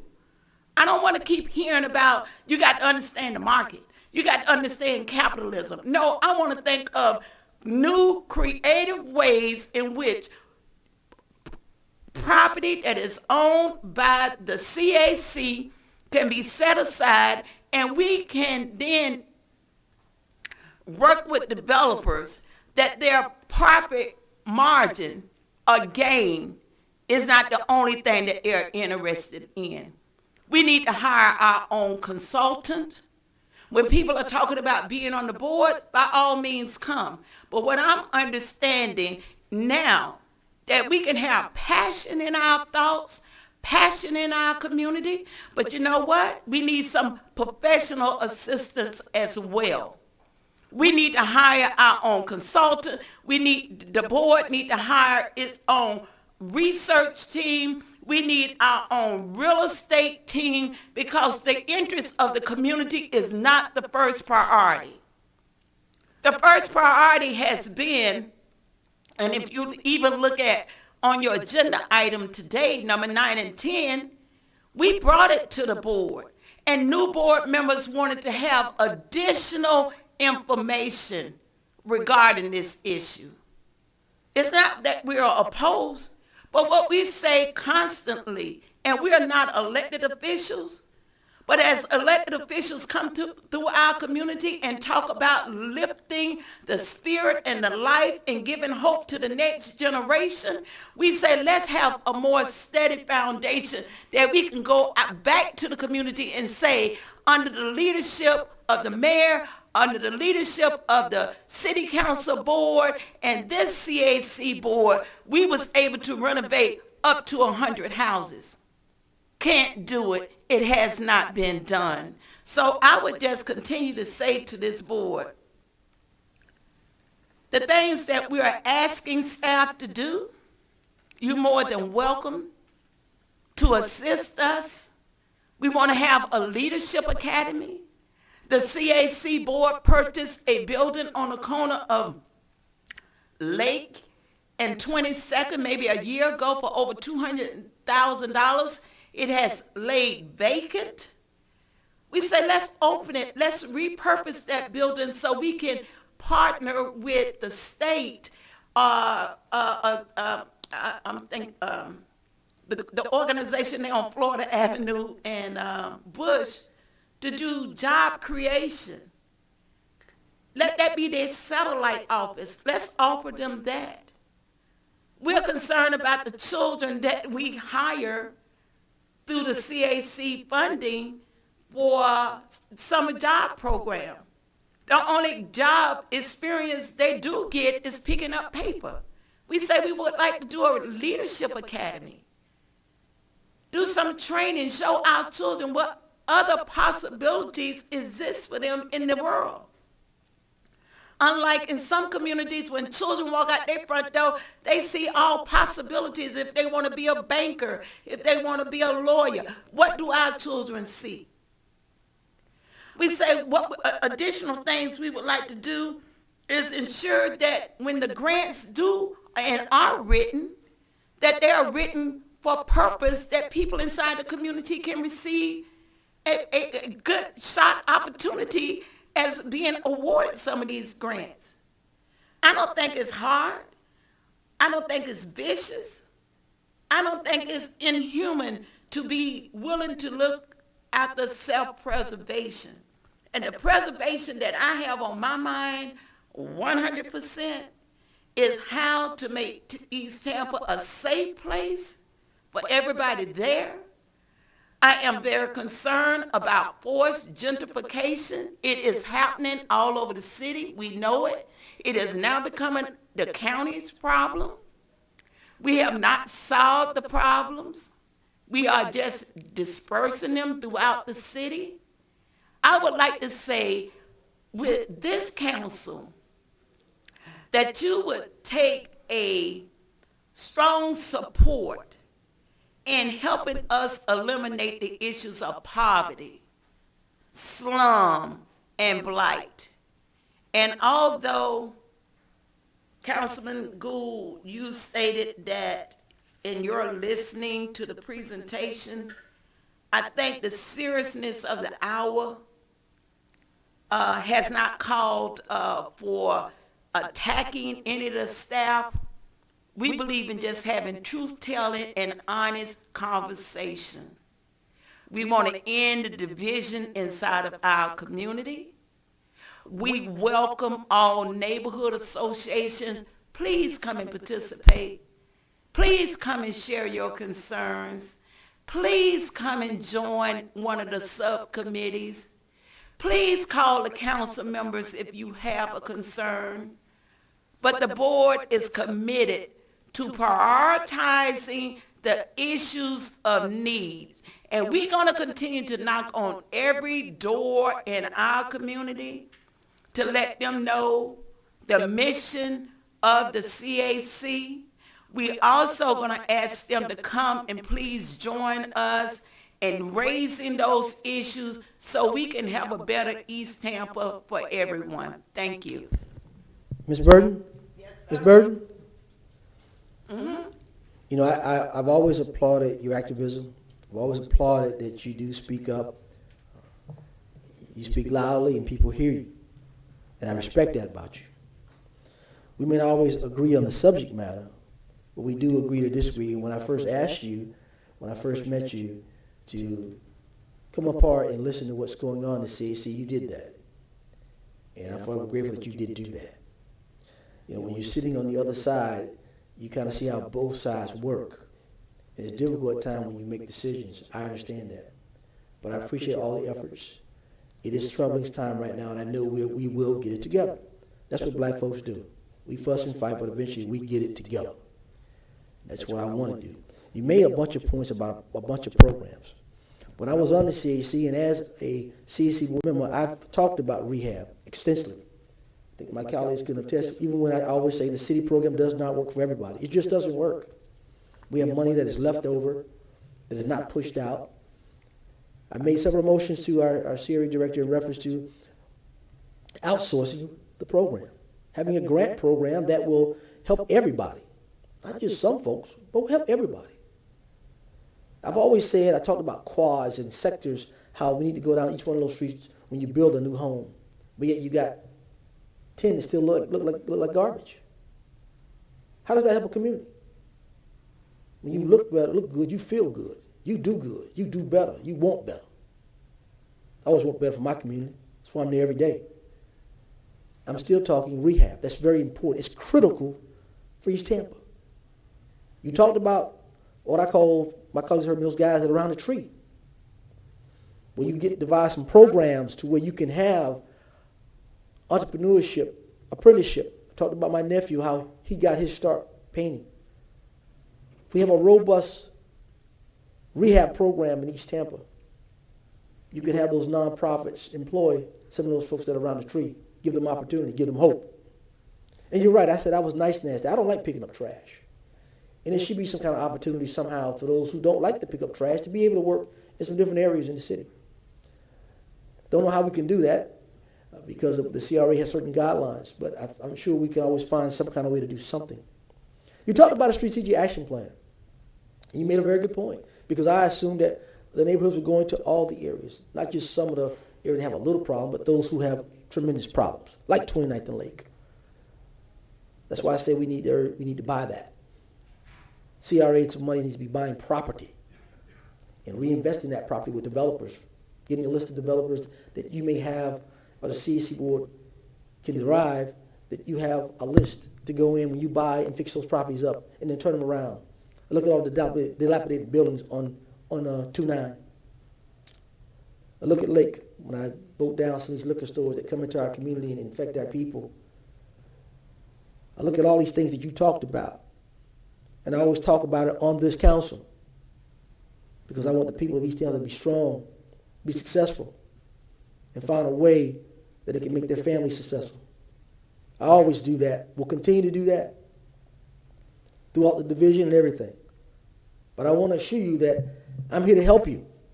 I'm here to help that board to be strong, to make East Tampa a place where people can say, when you come into town, where's the bad part of town? I don't know if I'll live to see that. I hope I do.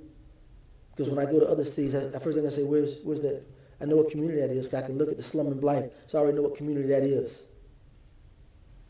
So I understand what you're saying. That's why last month, I made a motion about that rehab. I talked to Ms. Van Long about that, and they're going to look at now getting maybe a third party to assist with writing that grant, getting some stuff done to be able to foster rehab. Again, I say it's critical. And that's why I always talked about rumors and innuendos, because when people hear things, they change to 50 different ways.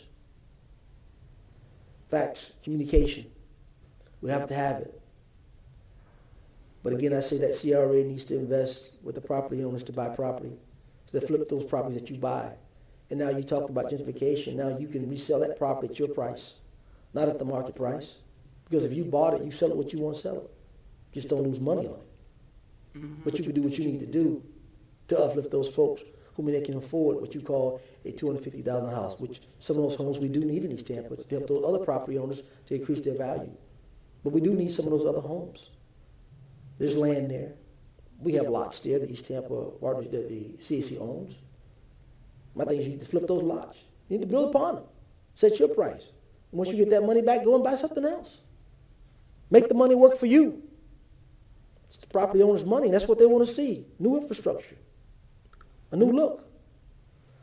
But what I'm going to say, I'm going to ask Ms. Van Long to set up a meeting with me and you so we can sit down and we can discuss your ambitions of what you want to see, what you don't want to see. And we can come to an understanding how we're going to be able to get everybody together so we can all be on the same page and work for the common goal is to eliminate the slum and blight in East Tampa and make everyone successful the best way we can. I thank you for your time, Ms. Bird. Thank you for those comments, and I look forward to set up a meeting with you and all of the councilmen.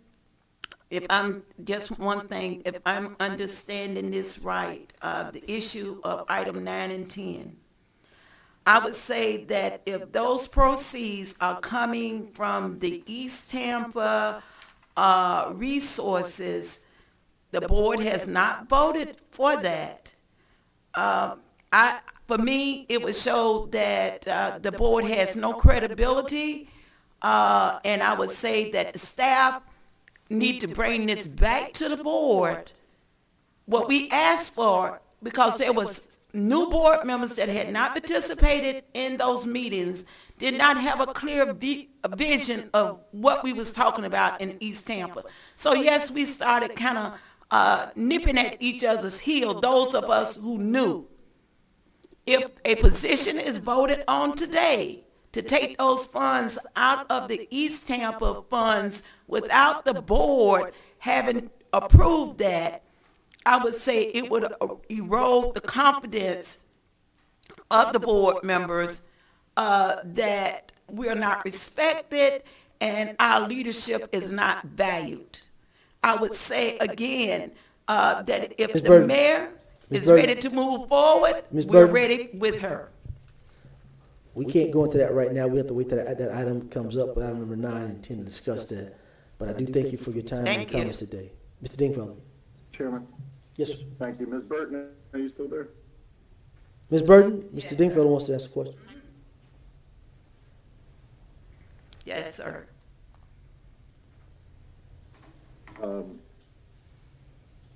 Connie, thanks for your important words that you spoke, and I took a lot of notes.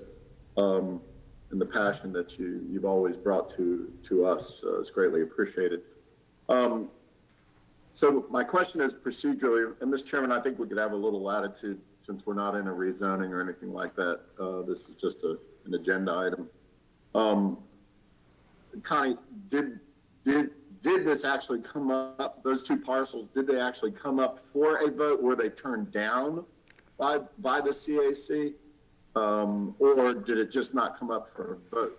If you could clarify that, or Ms. Van Loan can clarify that either way, but I'll give you the first shot at it.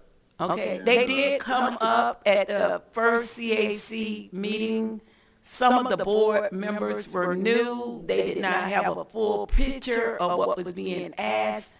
They asked that minutes be provided so they could be brought up to date to know why the funding was being asked.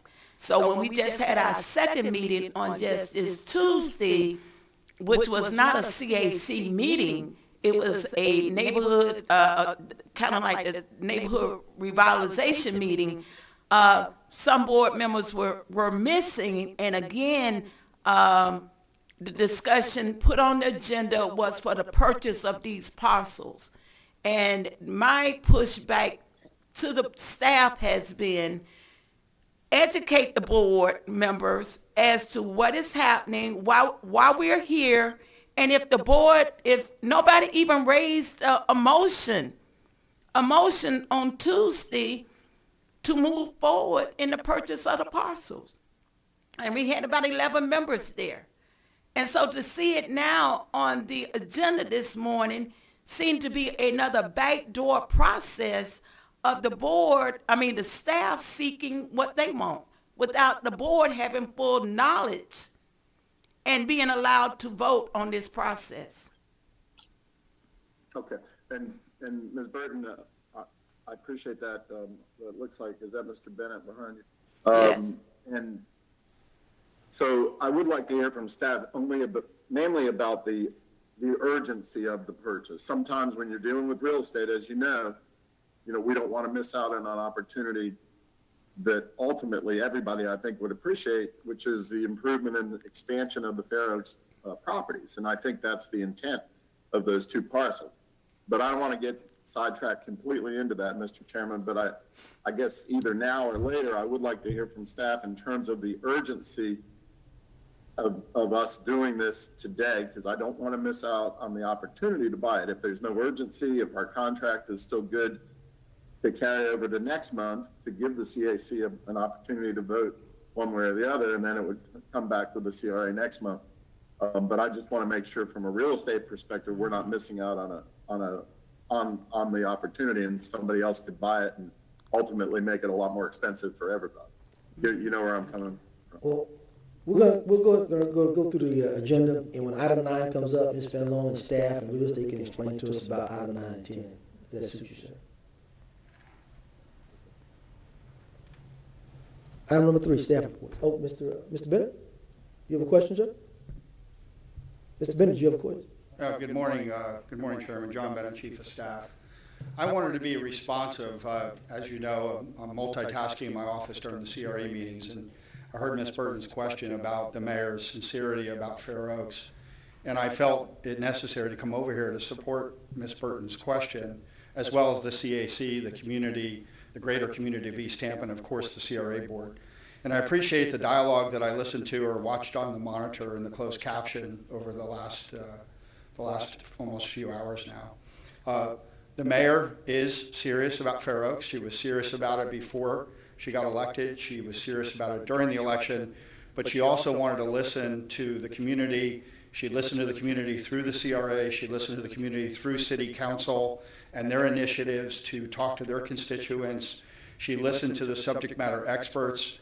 She obviously, with council support and approval of the budget, is clearly behind the master plan of the parks.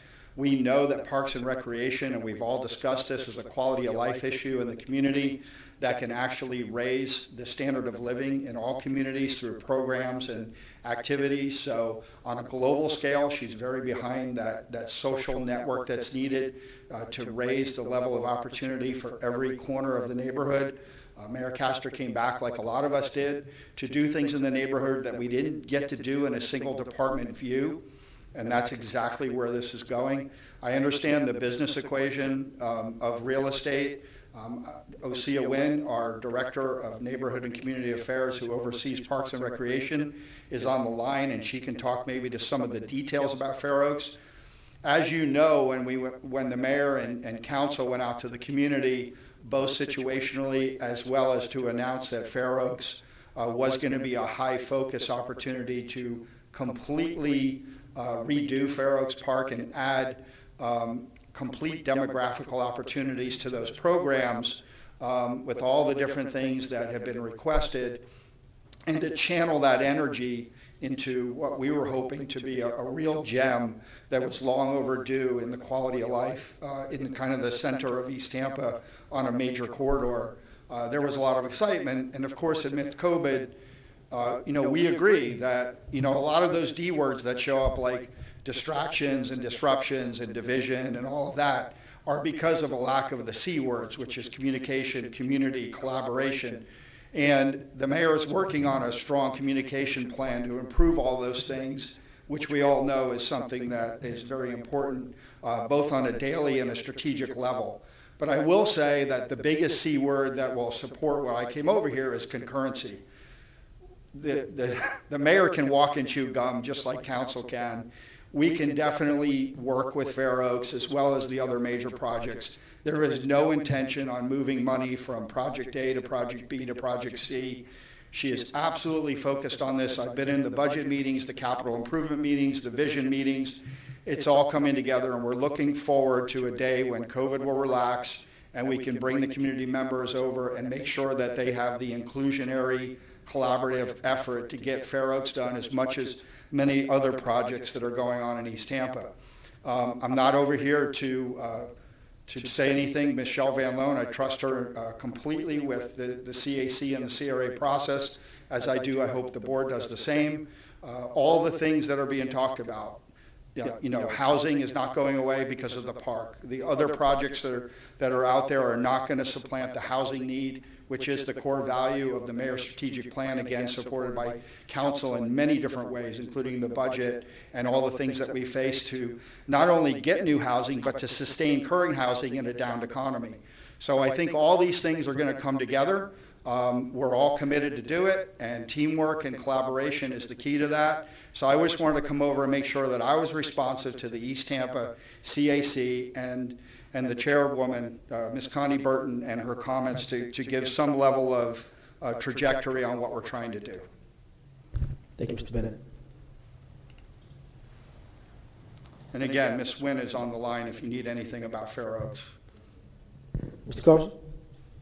Yeah, sorry to belabor this, but this is a really important issue, and there was a long time when these neighborhoods were ignored and resources were not put in.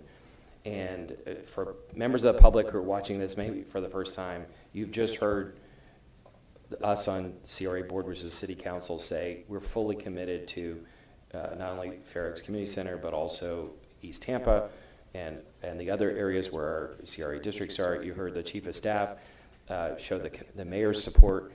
For the first time in a long time, we have unified support.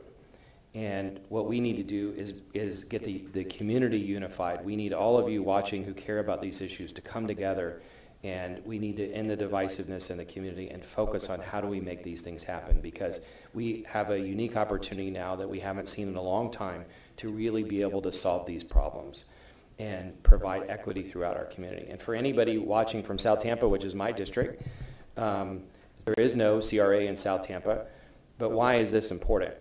I've talked about the website I created, tampascorecard.com. I did it with USF. And what the dean of the College of Business at USF says is the best companies, the best people that we want to be in Tampa, that we want to stay in Tampa, our kids that we want to come back, the companies and people we want to make an investment in Tampa, they will not come, they will not stay unless we solve these issues. It's not an issue of just social justice. It's an issue of economic development. It's an issue of the economic prosperity of our community. Our community is so far behind other cities. I'm about to do an update to Tampa Scorecard for 2019 numbers, and that's not under the watch of this mayor or this city council. But for the first time that anybody can remember, St. Petersburg beat Tampa in per capita income. And Tampa is, until that point anyway, this is census data. I'm not making up. It's numbers you can go out and look at. But we need to change those numbers. We need to change the trajectory. If you look at our benchmark cities like Austin, Atlanta, and Charlotte, not to mention the other cities, we're not only not even close to them, we're not in the same trajectory. We're practically going flat as of 2019 for the prior 10 years. And they're going up at a very high rate. We've got to change this. Our community, it's not just about overbuilding. It's not just about real estate. We've got to change the economic future of our community. We've got to change the prosperity of our community. We've got to look at economic development differently, and we've got to solve these underlying issues. Thank you. Mr. Mayor, then I'll hear from Ms. Wynn, whether she's waiting on the line. Thank you very much, Mr. Chair. You know, and I'll build on that. I mean, the way that I see this, you know, it comes down to Tampa City Council being united for the fact that we want to give a voice to people who haven't had a voice and still don't have a voice. And let's face it, we build that $18 million rec center. That's going to give part of that voice, but there are larger structural issues out there that, you know, we need a national movement on. I'm glad that Ms. Burton mentioned the president. I think it's so important to note that these issues are national issues, but that what we can do here locally is to give some guidance and respect on that. When I look at issues involving East Tampa, parts of West Tampa, Sulphur Springs, the university area where in certain areas 65% of children there live in poverty, well over the citywide rate for the city of Tampa, you know, I think of a lot of things. I think of growing up in church and the idea that as you do to the least of these, that you do unto me. And the idea that we measure a city and the decency of a city by how it treats those who don't have a voice, how it treats those who are homeless, those who lack health care, those who have inadequate housing, et cetera, et cetera, et cetera. We have, I mean, my political credo, I always quote it, former Vice President Hubert Humphrey, who said that the moral test of government is how it treats those in the twilight of life, the elderly, those in the dawn of life, the young, and those in the shadows of life, the sick, the needy, and the handicapped. And Tampa needs to do a better job in doing that. And I think that this city council with the mayor is very united in making that happen. And we have to make sure that, you know, when it comes to me, I remember, it's funny, I was thinking about this back in our first budget in 2000, what would it be, 19 October, when Councilman Goods shocked us all at the end and said, I want $2 million. Do you remember that, Orlando? I want $2 million. I'd never seen that happen. I'd only been on city council for 2 years, but, you know, I'd never seen that happen. And then the next year, the mayor more than met him halfway there, frankly, met him all the way there with $18 million for East Tampa for recreational activities out there. That's wonderful. You know, that's a real cause to celebrate. That's something that's very historic for our city, that goes to that idea on the moral test of government, that goes to that idea on the least of these from a religious perspective. So, you know, for me and for all 7 of us and for the mayor and for Chief Bett and everybody, this is so important. But I think that's what it goes to, which is a city that you know, that should pride itself, because we're a hell of a long way from that. We're a very long way from that, but that should pride itself in how it treats those who don't have a voice. That's what it all comes down to. But those are words of aspirations, and we're going to hopefully, God willing, work to cut down that aspiration deficit. Thank you, Mr. Chair. Saw Ms. Nguyen on the screen. There she is. Yes, Council. I am here, Osea Nguyen, Administrator of Neighborhood and Community Affairs. And as Chief Bennett has mentioned, the mayor, this administration, and my portfolio, we are committed to this project.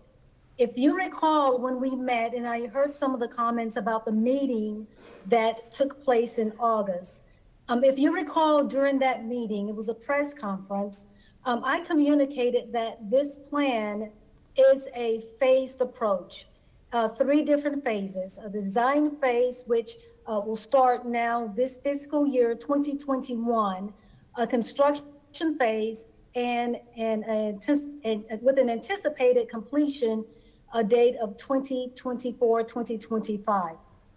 We're still committed to this. We've already started and have continued looking at the designs of what the project could look like. However, I also committed that we will not move forward without the community's input. This is a community project. We would need the community's input so that we could know what is it that the neighborhoods, the residents want in this Fair Oaks campus, in this project.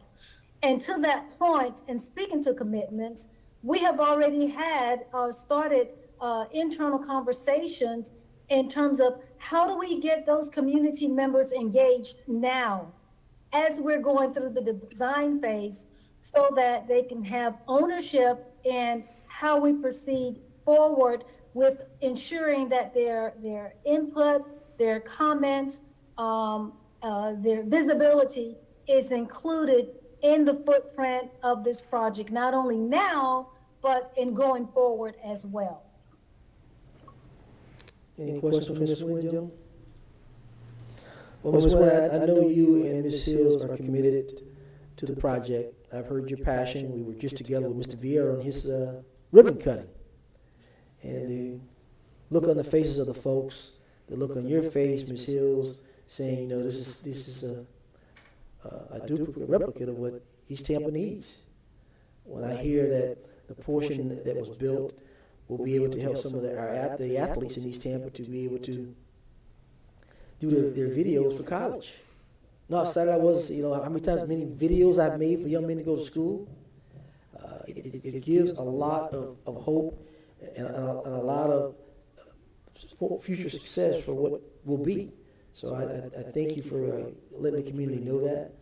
This board's committed. We just want to make sure that the community stakeholders, those property owners there, the neighborhood associations, they're all on board with the CAC, and we're all on board on the same page to get the best project, the best efforts for East Tampa. So, any other questions, gentlemen, Ms. Nguyen? Well, thank you, Ms. Nguyen. I think Mr. Dingfellow will as far as the real estate situation, I guess Ms. Van Loan will deal with that, or Ms. Nguyen, do you want to answer those questions for Mr. Dingfellow before you move on? Councilmember Goods, I have Monica Amanon, who can speak more about the real estate. She's on the line, or should be on the line as well. Right, that's her area, her area of expertise, and I would defer to her. I was going to suggest, since we're having a conversation about 9 and 10, you may want to take those out of order now. Okay. Mr. Master, you're right. We'll just go ahead and take items 9 and 10, since the real estate is going to talk about it now I think Mr. Dingfellow wanted that. So we'll go ahead and take up items number 9 and 10, and Ms. Van Loan can speak on the project as well, and we'll get the real estate department to chime in as well.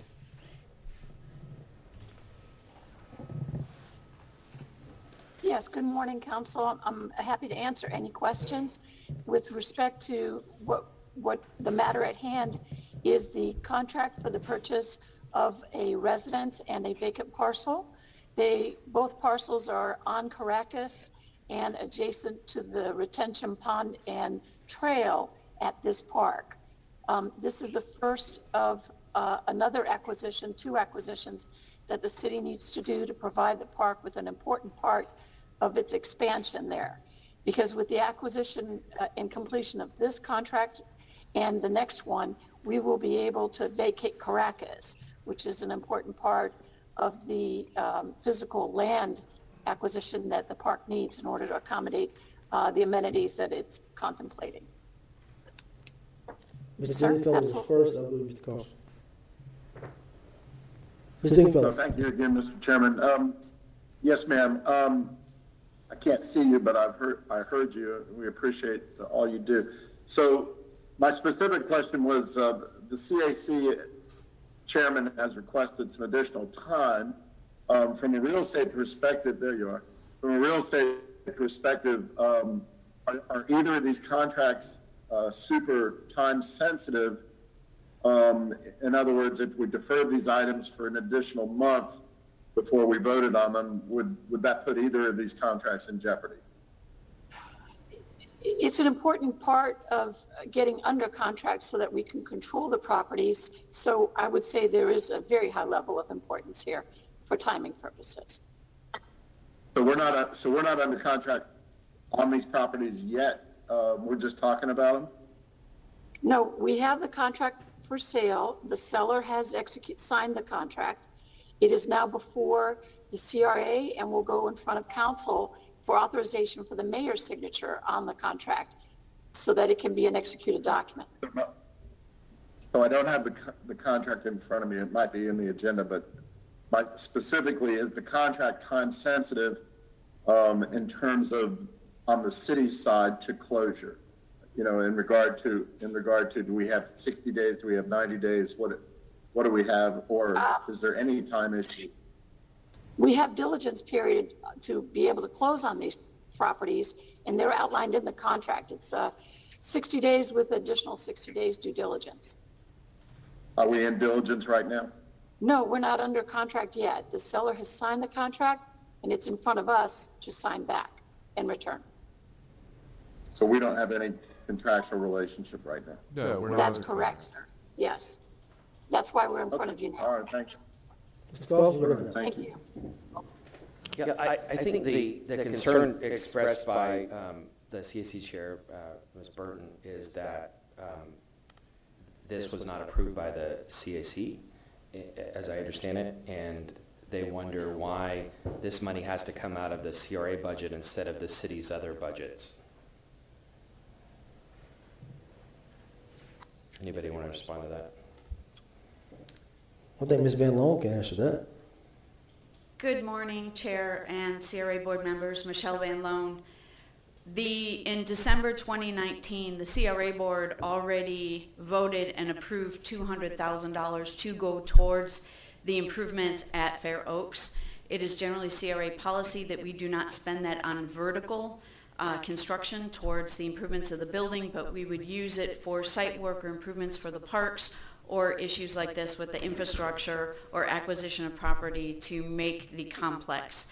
So the question before you is the $200,000 that you have already approved to go towards Fair Oaks, should it be used for the acquisition of these 2 properties with the gap of $46,000? If you don't approve the gap of $46,000, it would be incumbent on the city to then fill that gap.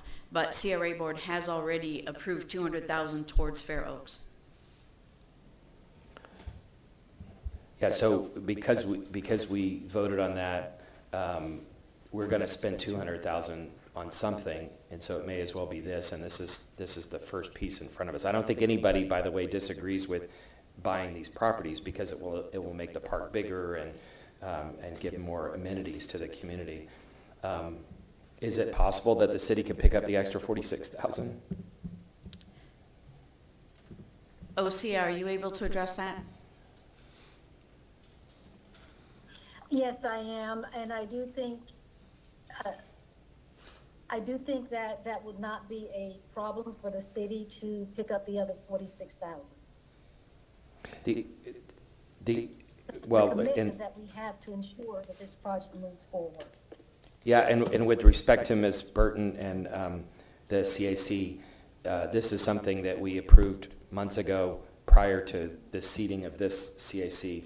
And so I would just apologize that if this is in front of us and this is something that we're going to need anyway, that we would probably go ahead and spend this money, and then anything else, I think we would have to listen to the CAC's concerns about, I think their concern is having the CRA spend money on things that the city would have otherwise spent anyway, and so then the CAC money wouldn't enhance the community, it would just be replacing. The other question that the community brought up, and it didn't come up, I think, so far today, but there were some folks that were concerned about the willingness of the sellers. Could you all just tell us just for transparency, what process you went through with the sellers, and are they willing sellers, and do they feel like they got a fair price? About a year ago, our real estate division approached the property owners along Caracas to see if there was interest. At that time, there was not.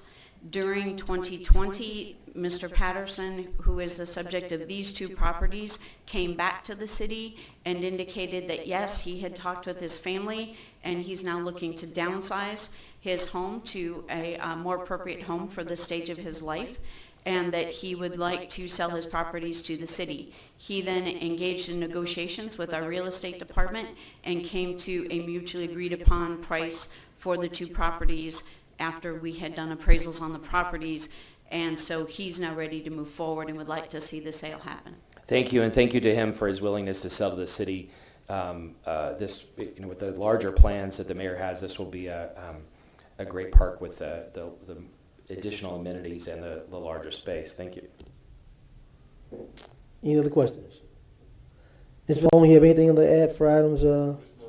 Mr. Miranda, I'm sorry, sir. You're recognized, sir. Mr. Miranda? Oh, I'm sorry. I didn't hear you. I've been sitting quietly and listening to comments from the beginning of the many people who spoke today in favor of the project when they had the opportunity during their 3-minute session. And they, from what I remember, 99.9% were in favor of the park being, started and completed in the near future. When you look back, and Ms. Van Loan expressed that on February 20th of 19, that board that was there duly appointed stated that they wanted to put $200,000 for the future of that project. It's incumbent upon us to understand one thing. Without the purchase of these two properties, what happens? The Fair Oaks Community Center might be delayed. I'm not saying it will be. Might be delayed. A board in September 20th of 19 had already approved a $200,000 purchase. The individual who owns these properties was contacted some time back, and at that time there was no commitment, one to sell and the other one to buy. That had changed. The individual now came to the city, as I understand, by what Ms. Van Loan stated, and was willing to make a purchase, a seller, through the purchaser. Seller was the property owner, the purchaser was the city of Tampa or the CRA. However, it was, you can look at it, it's still a government in one way or the other. So then, what happens? Is it time sensitive? I don't know. But let me put it this way. There's a contract signed by one party that has to be approved by the other party, which is who? The buyer. For me, it's time sensitive because if that contract is not, that means that that seller could sell to someone else who then may want to sell it to the city or the CRA for a profit. I'm not saying that's going to happen, but there's always possibilities when you look at real estate deals.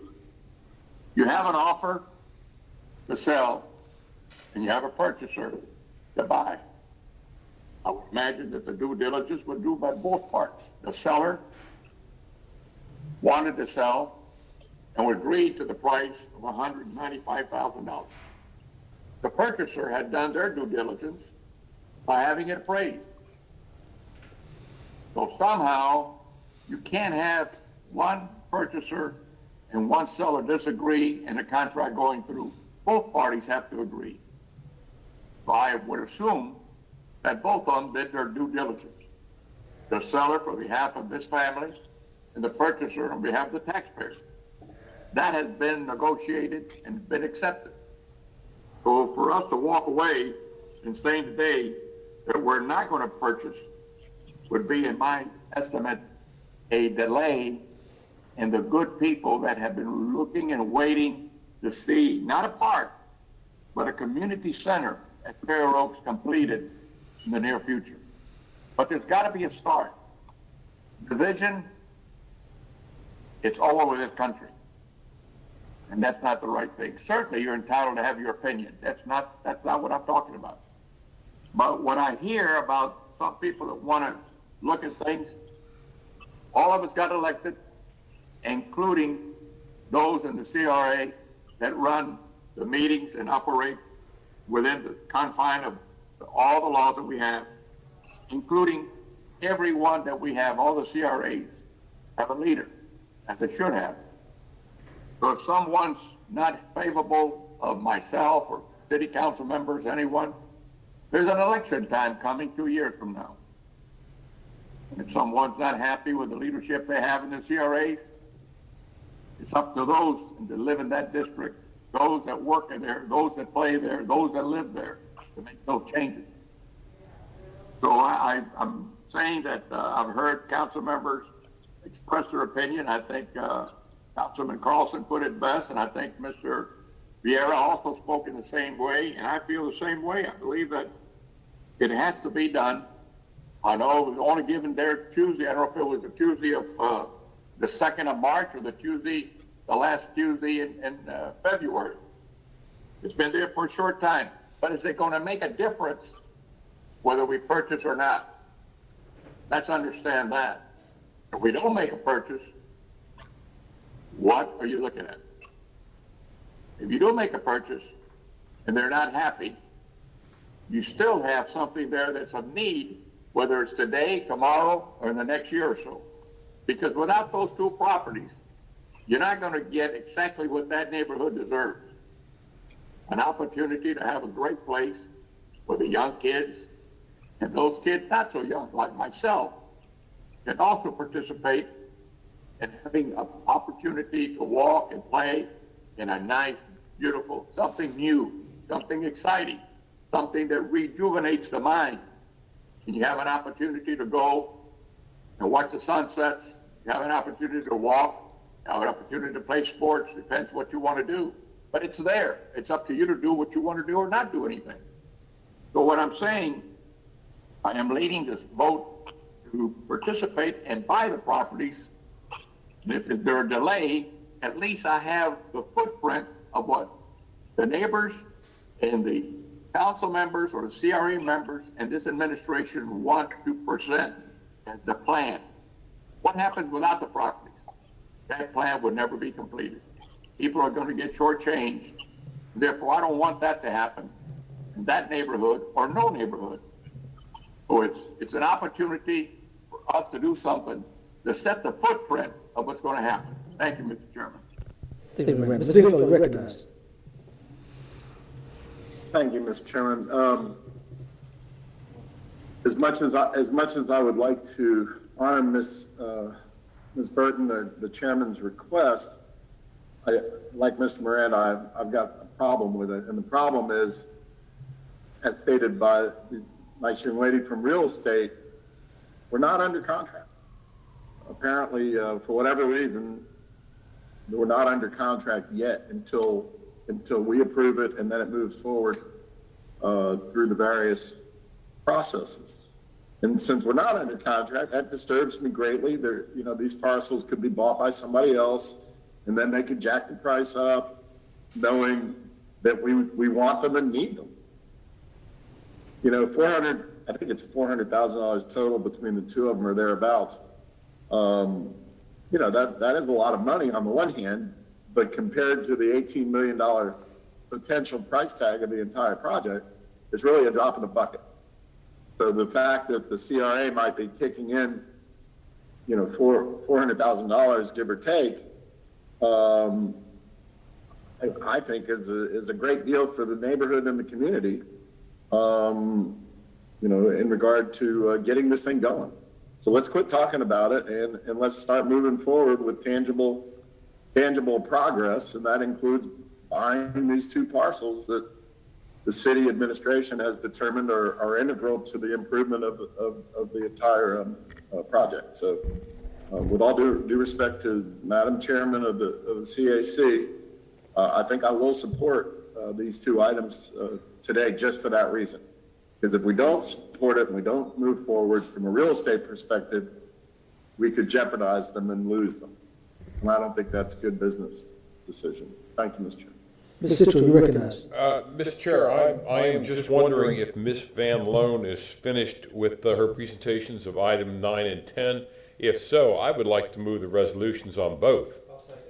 If I just could add one comment, as of your December motion in 2019 to put $200,000 towards Fair Oaks, I then had the authority to spend that $200,000. I did not just authorize real estate to use that $200,000. I came back to the CAC once we knew we had appraisals and once we knew we had a price. I am coming back to you to ask you if it's an acceptable use of the money you've authorized. So this is not a backdoor effort by staff.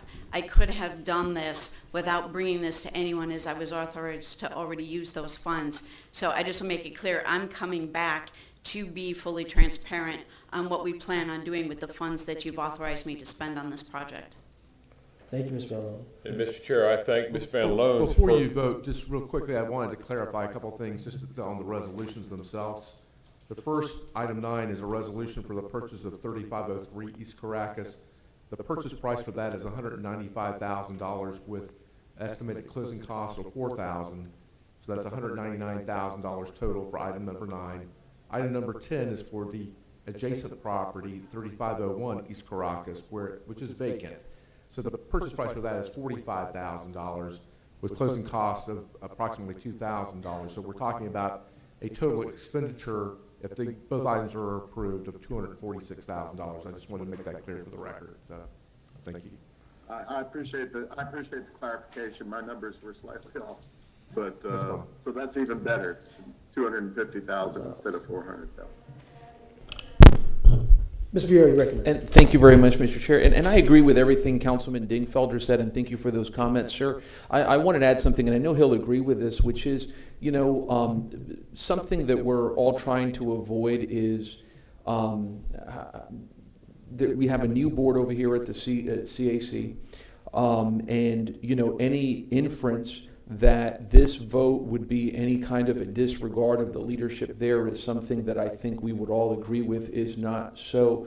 It's just that there's compelling issues that would cause us to support this. I think that issues like this can be prevented in the future with the CAC and with staff, et cetera. But, you know, I think that all of us agree with the fact that we're excited about the involvement that's at the board, and when Ms. Burton talks about the you know, many people that show up, et cetera, that's a wonderful thing, and we want to continue to encourage that. So, you know, I see this vote as a continued collaborative step that you know, with a challenge that can be, you know, hopefully avoided in the future. But just wanted to add on that. Thank you, sir.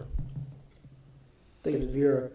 We have a motion on the floor for item number 9. Mr. Chair, if I may, quickly, thank you. Again, I was in the middle of thanking Ms. Van Loan for doing just expressly what I believe Councilman Vieira was saying. She said she had the authority to go ahead and spend the money, but being the true wonderful person that she is, decided to bring it back for transparency so that everybody knew exactly what was going on. Ms. Van Loan, thank you for doing that. I do appreciate your hard work and your efforts. Thank you, Mr. Chair. Mr. Massey, can we take both the motions up 9 and 10, or do we need to take them separately? I would take them separately, just for clarification, make sure the record's clear. So, Mr. Chair, I'll change my vote to move the resolution for item number 9. Have a motion on the floor, Mr. Citro, second by Councilman Maniscalco. Any discussion? Any discussion? Roll call vote, please. Citro, Yes. Carlson, Yes. Dingfelder, Yes. Goods, Yes. Miranda, Yes. Vieira, and Maniscalco. Motion carried unanimously. Thank you very much, Mr. Chair. May I move the resolution for item number 10? Mr. Citro has a motion for item number 10, Ms. Maniscalco, seconded. Any discussion? Any discussion? Roll call vote, please. Maniscalco, Carlson, Yes. Citro, Yes. Dingfelder, Yes. Miranda, Yes. Vieira, and Goods. Yes. Motion carried unanimously. Thank you, Mr. Chair. Thank you, sir. We'll move to item number 3. We will now move to our staff reports, and I'll bring up Valerie Farrell to start her section of the reports. I'm after you.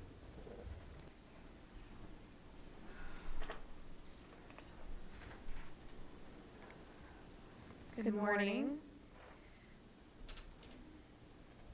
For the sake of time, I will go through these 4 districts pretty quickly and wait for questions at the end, if that's all right. I'll start with downtown. If you can pull up the presentation, please. Staff coordinated a meeting with our downtown CAC and received a presentation from the Strass Center regarding their master plan, and staff continues to work diligently on that funding request. And as you know, our administration, our leadership, and Ms. Van Loan and myself are working diligently to bring that back to this board at a later date. We also processed 2 additional cultural assets grants for the COVID-19 funding through Tampa Museum of Art and Tampa Bay History Center. You will see those on your agenda later. To date, we have $1.6 million allocated, and we're very excited to be able to help our partners address COVID-19 so that they can reopen safely. And with that, Tampa Theater reopens today. So they will be showing screenings of The Father through March 21st. I hope each of you have an opportunity to visit our partners now that they're able to reopen safely. An indirect activity is the HART Autonomous Vehicle Pilot Program. If any of you have seen the HART Smart AV running on the Marion Transit Corridor, this has been in operation since October. They have just extended hours, so they have a second shuttle that was added recently. So now this is in operation from 6 a.m. to 7 p.m. It's an additional transit option in downtown for anyone that is visiting the area or is commuting and needs to leave their vehicle parked wherever they park in downtown. And I just want to encourage everyone to use this. It is a pilot program. HART would be certainly pleased to see that ridership information so that we can look to expand this program in other areas. Also, I just want to put in some information for our downtown partnership. We did receive the city's is named #1 bicycle friendly for businesses by the League of American Bicyclists as another plug for transit options. We also have our downtown shuttle, which provides the door-to-door last mile as a transit option. And of course, we always have the streetcar. So please keep that in mind. Please encourage our colleagues and our workers downtown to use those transit options, because we certainly cannot sustain vehicle traffic to continue to grow in our current state of affairs. So I'll move on to Channel District. And as you can see, even though I just said we're not going to sustain vehicle traffic, we are doing some road construction, but this is to increase safety and public realm improvements on Channelside Drive, which just began in the mid-February, February 15th last month. So this is a photograph right on Channelside Drive. We're starting this work in an effort, as I said, to invest in safety, infrastructure, and beautification. This project is going to take approximately 8 months with the anticipated completion by October, but I have to say that 2021 is going to be a major year for investment in Channel District, and as you can see, the number of projects that will begin in 2021 is significant. So if you have an opportunity, take a drive through the district, take a look at the current condition of roads, sidewalks, landscaping, things like that, and by next year it's going to be completely different. So our CRA has certainly taken a lot of time and effort and energy in planning these improvements, and we're excited to see our partners pulling this together. Kimmons has been a great contractor to work with, and our design team has certainly pulled this together very nicely, so we're excited to see that underway. Also, we hope everyone is as excited as I am that the CRP SAP, which is our Community Redevelopment Plan and Strategic Action Plan kickoff, has been initiated this month. And our CAC is going to be very involved with our public engagement and stakeholder input process.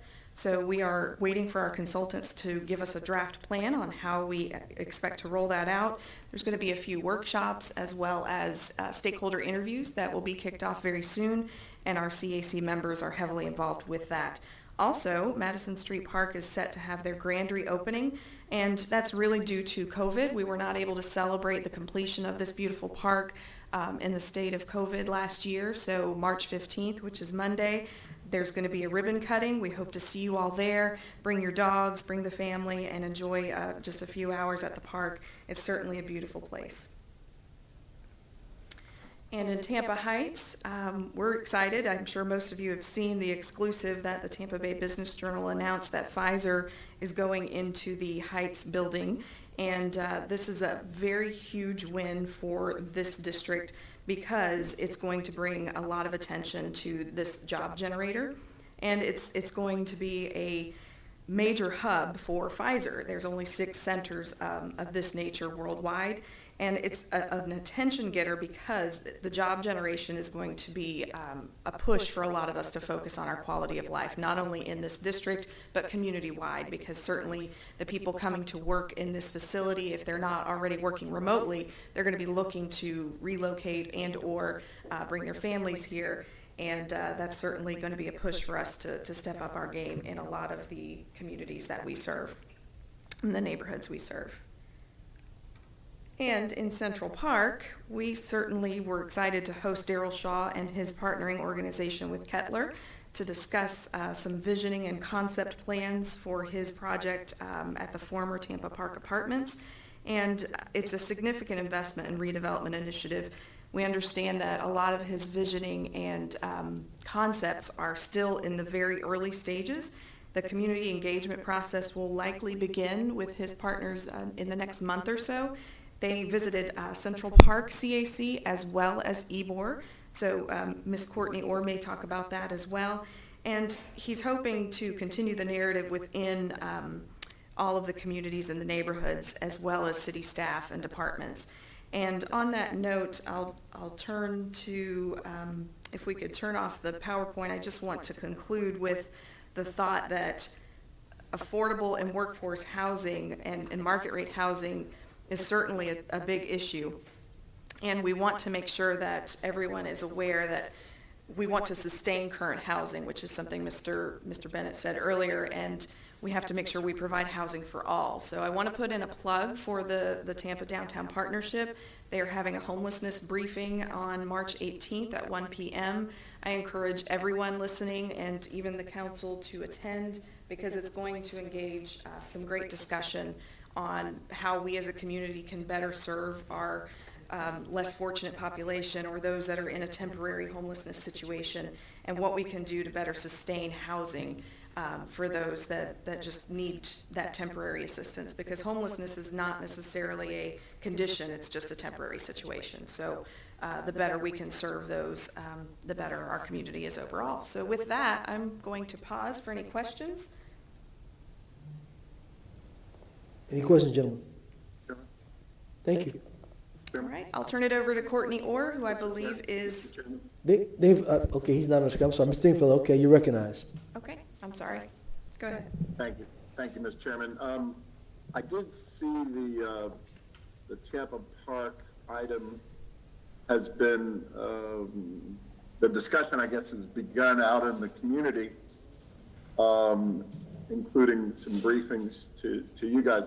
I would request to you and to Michelle Van Loan, if perhaps you can schedule Mr. Shaw or his group to come and brief the CRA at a future date within the next couple of months, because I haven't seen that presentation. I don't know if the rest of my fellow members have or not. But I think it's important to air it out into the community as broadly as possible, and this would probably be a good vehicle for that as well. Obviously, it's nothing we'll be voting on. Doesn't sound like any time in the near future if they're still working on their master planning efforts. But I think for us to at least see the pictures and hear what the discussion is would be a good thing. So, Mr. Chairman, I'll leave that in your hands without a motion or anything, if you think it's a good idea.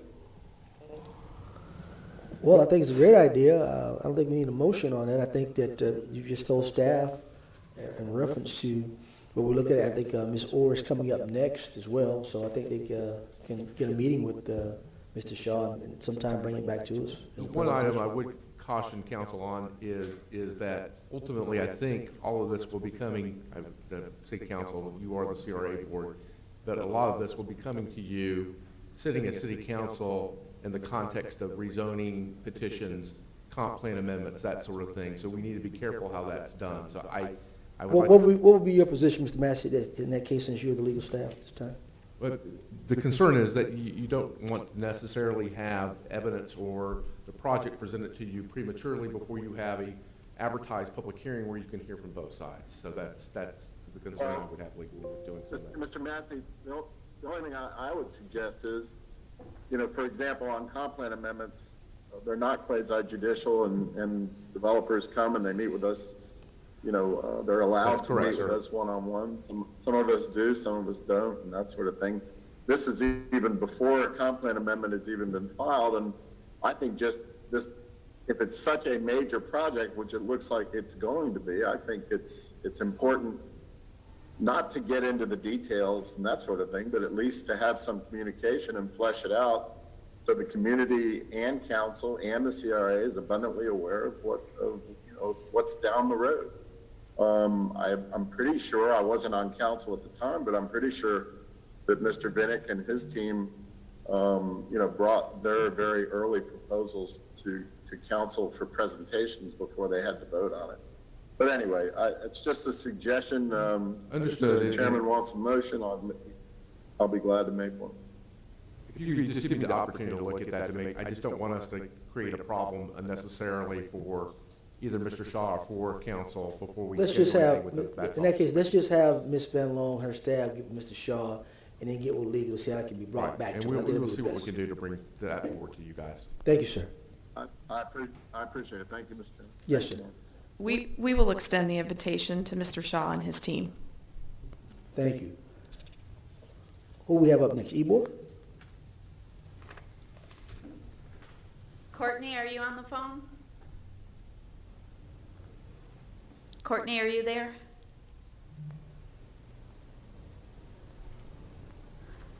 All right, maybe we can get her on the phone and we can put somebody else up on the batter's box, Van Loan?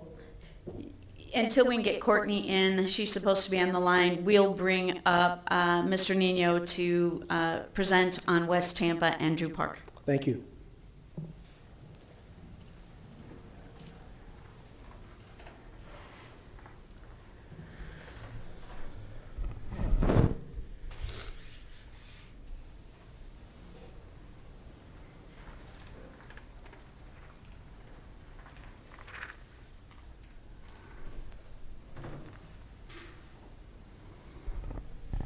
Good morning. This is Jesus Nino, the West Tampa and Drew Park CRA manager.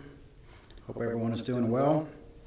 The West Tampa Community Advisory Committee, they continue to hold their, are the slides up? Thank you very much.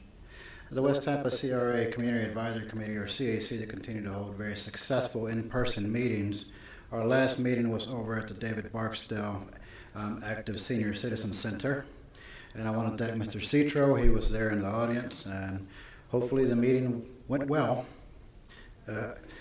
We continue to hold these also as hybrid meetings. We also have physical quorums that are present at the meetings. So we're going to continue to improve our services to the individuals that are trying to participate virtually as well. our Main Street Corridor study that continues to move forward. That project is being led by Mr. Frank Hall and Randy Goers out of the Planning Division. They basically completed their interview and data collection phase. Also, their market analysis that was done by the Hillsborough Planning Commission is complete. We'll review on that data as well.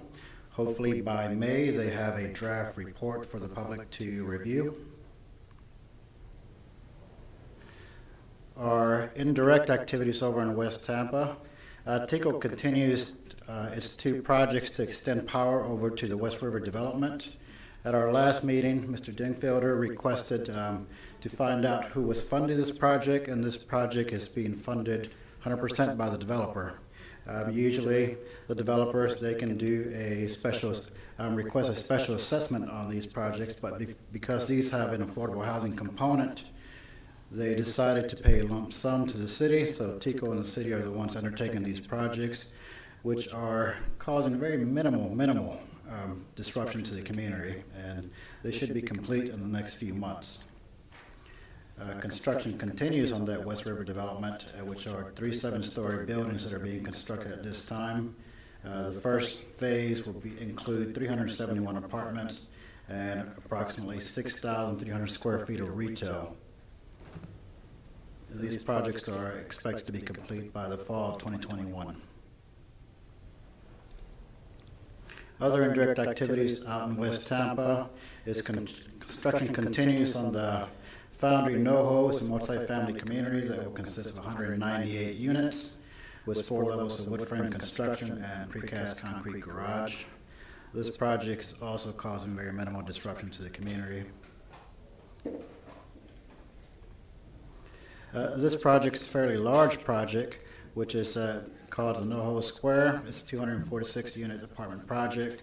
It's being developed by Pollock Shores Real Estate Group. This one does have a few of the streets blocked off, but as minimal disruption as possible. The contractor and the developer are trying to have for the community out there. And if any issues do arise, they let staff know, and we try to go out there and accommodate the community. Tenants still continue to move into the Mary Bethune-Cookman apartment project.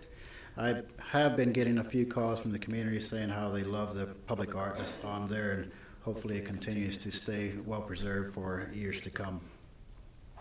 The Tampa Veterinary Hospital on Howard Avenue, that continues with construction as well. Other projects out there are the construction continue for the phase 2 of the Green Spine track. I was out there last week. It seems like it's fairly complete. There's still a few finishing touches that are being done on that, and the communities seems to be using, actively using with their bicycles or walking on the Green Spine. Then we have the 35 million Cypress Street Outfall Stormwater Project. That is a collaboration between the city and SwiftMud, 50% being funded by SwiftMud and the other 50% being funded by the city through a stormwater assessment fee revenues. The Goddard School is still under construction over on Kinnery. That one is causing no disruption to any of the traffic or the community. That's it for West Tampa. If you have any questions. Any questions, gentlemen? You may continue. Any questions? I missed it. No questions. Thank you. If we have the slides up for Drew Park, please. In Drew Park, the linear park is fairly complete. We just put a few finishing touches out there as far as trimming some of the branches. We continue to maintain the landscaping.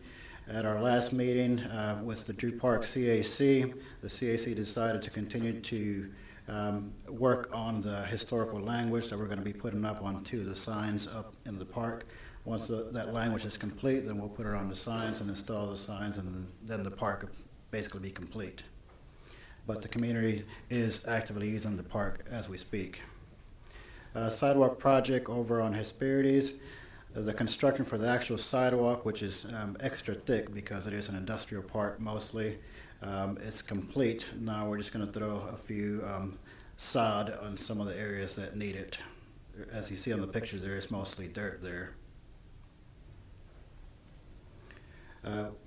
Our draft for the strategic action plan for Drew Park went before our CAC on March 2nd. They approved it to move forward to the CRA, so hopefully in April, this item will come before you for your review and approval.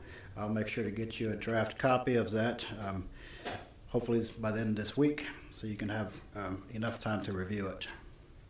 Indirect activities, the final renovations for units and beautification at Stadium Center continue. As I reported last month, the guided well, emergency room doctors, that is actively being used by the community. Other units, some of the small businesses starting to move in as well. That concludes for Drew Park. Any questions, gentlemen? Thank you so much, sir. Thank you very much.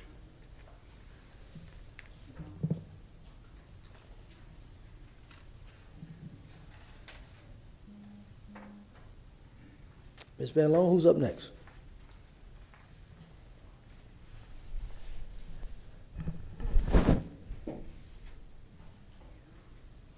Thank you. Here we go. Good morning. Good morning. Hello, it's Brenda Thrower. I'm the interim CRA manager for East Tampa, and I'm here to give you a report. I'll start off with the update on the strategic action plan. Many of you know that we're, of course, in the process of the strategic action plan. Last Sunday, we concluded the walking tours, which we had really worked over 4 weekends. We had tours involving 12 neighborhoods. It was a very successful outreach. We had a lot of residents, a lot of business owners, community stakeholders come out for these tours, and I appreciate the CRA board members that were able to come out as well as our chair, Connie Burton, was there, and some other CAC members. So we've had good participation. Through this process, we've been able to really reach out to the neighborhoods and build a quite extensive email list.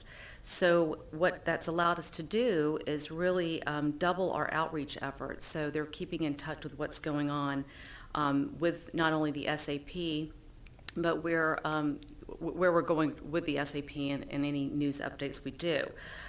There still is opportunity to participate. Although the walking tours are done, we still have the surveys going on, and we're going to be collecting all of those, or we've been collecting them, but the deadline is the end of the month, on March 31st.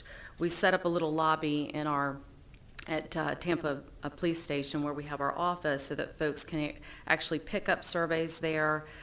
They can drop them off there, and of course they can get them online as well. Moving right along, here's some pictures from our walking tours. We really have walked everywhere. We walked through residential neighborhoods, on major corridors, around ponds, you name it. We really walked all throughout these neighborhoods and even interacted with some residents along the line, like in the corner down there when we ran across a resident that didn't know what was going on. We explained it, our team did, and then handed them a survey. So we're getting a lot of good interaction and support and participation. Moving right along, here's our meeting calendar again. Yes. Before you move on, sure. Your chair for the CAC East Tampa made a mention in reference to some of the what we call hot spots. I know we have the walking tours. Have we touched those hot spots? 29th and Lake, 15th and Lake, some of those what I call hot areas? Correct. The tour that would have been on was the Belmont Heights College Hill tour. That was the first one we did back in January. I was actually on the Jackson Heights tour, but I believe they did go around that area and they did touch, I wasn't on that tour again, but I can check with our consultant. And again, if there's, you can't be everywhere on these tours. We try to kind of guide, it's guided by the neighborhood presidents and where they see us, we should be going. But there also is an opportunity to get input still, like I mentioned, through the survey process. So I'll check with our consultant, and of course, they're going to come back with all these preliminary results from what they've learned, and they're going to be back in front of the community. So if there's anything missed, they'll capture it. I would ask that you get with your CAC chair, because she may mention a certain hotspots, and see if she can get with the consultant. Maybe her and a few other people can do that little outreach That way we make sure we satisfied everybody in the process. Absolutely. That'd be no problem. Thank you. We'll do that. So back to the calendar. So I've showed this to y'all before, and it's been extremely useful. We've built this robust calendar of meetings. As you can see, there's a lot going on. It's a very dynamic calendar. We keep it updated. We share it regularly. Sometimes meeting spots change, but if it does, we just update the calendar. The chair has done a really good job of assigning chairs to all these committees. There are 8 committees that support the partnership, and each of them have a chair, and they're doing a lot of work now. Really, when I came on board, the committees didn't necessarily have a lot of projects going on. Now they do, and they're really doing a lot of the heavy lifting. Staff is attending all of these committee meetings, and we're working with them on the projects. One other good news to share is that our virtual meetings have gotten much, much better. I think we've actually found the magic formula, which was last Tuesday, where everything was just seamless, and it worked really, really well for our virtual participants as well as those that were in the room. Moving right along, this is just, I wanted to give you all a flavor of the kind of topics that each of these committees are working on. And this changes as, a month to month, but they really are working hard on some really big issues. The Housing Committee is very active, the Aesthetics and Beautification Committee, Economic Development. They're really taking on some of the issues that our project that Ms. Burton had mentioned earlier. So we're very happy to see that.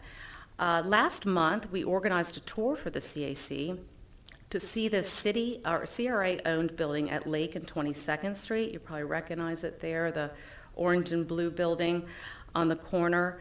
The CRA did purchase this building last year and is interested, the CAC is interested in activating it, as Ms. Burton had mentioned. But the problem is there's limited parking, it's landlocked, so real estate is working on acquiring the parcel that is right next to it. The City of Tampa, you can see the survey there, the City of Tampa owns 2 parcels, or the CRA owns 2 parcels on that block, but we don't have the one in between. If we have that, then we're able to really activate that building and do something there for the community. That was actually discussed at the CAC, and the CAC supports the acquisition of that parcel. Moving right along, Fair Oaks, we've already talked about, so I'm going to skip over that one. Just ongoing activities that are going on.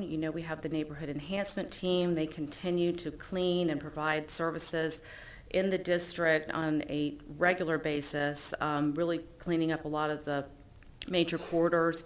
We also have the environmental crimes unit that continues to remedy blighted conditions and combat illegal dumping.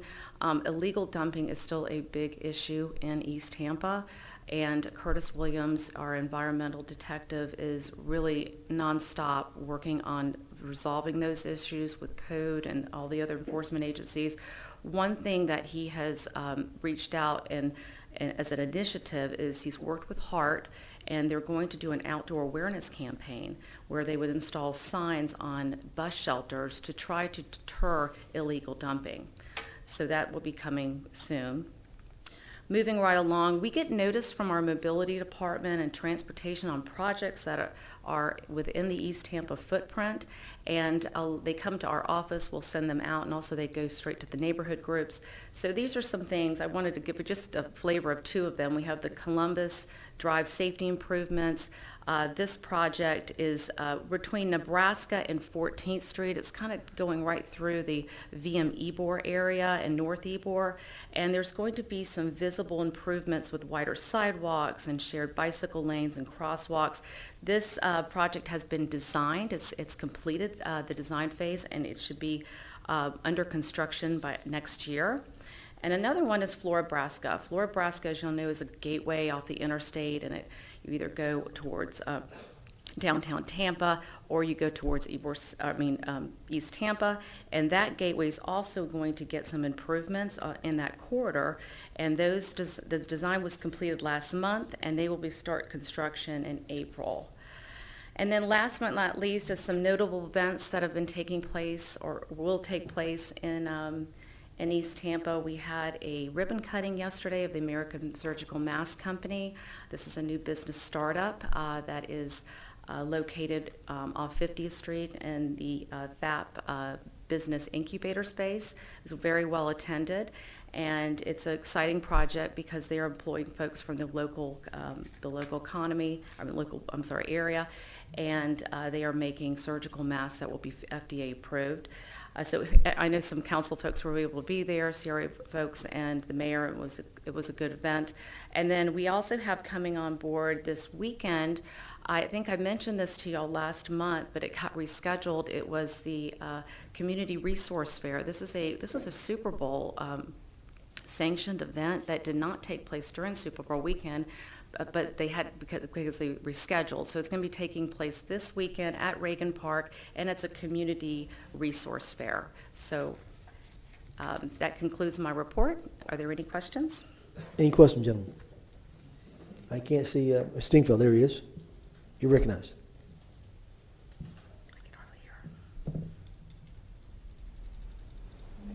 Thank you, Mr. Chairman. Thank you, Brenda, for your presentation, and also for taking on this particular CRA, which is a large one and occasionally challenging. My question relates to the illegal dumping issue. That's been problematic for many years, I would say decades.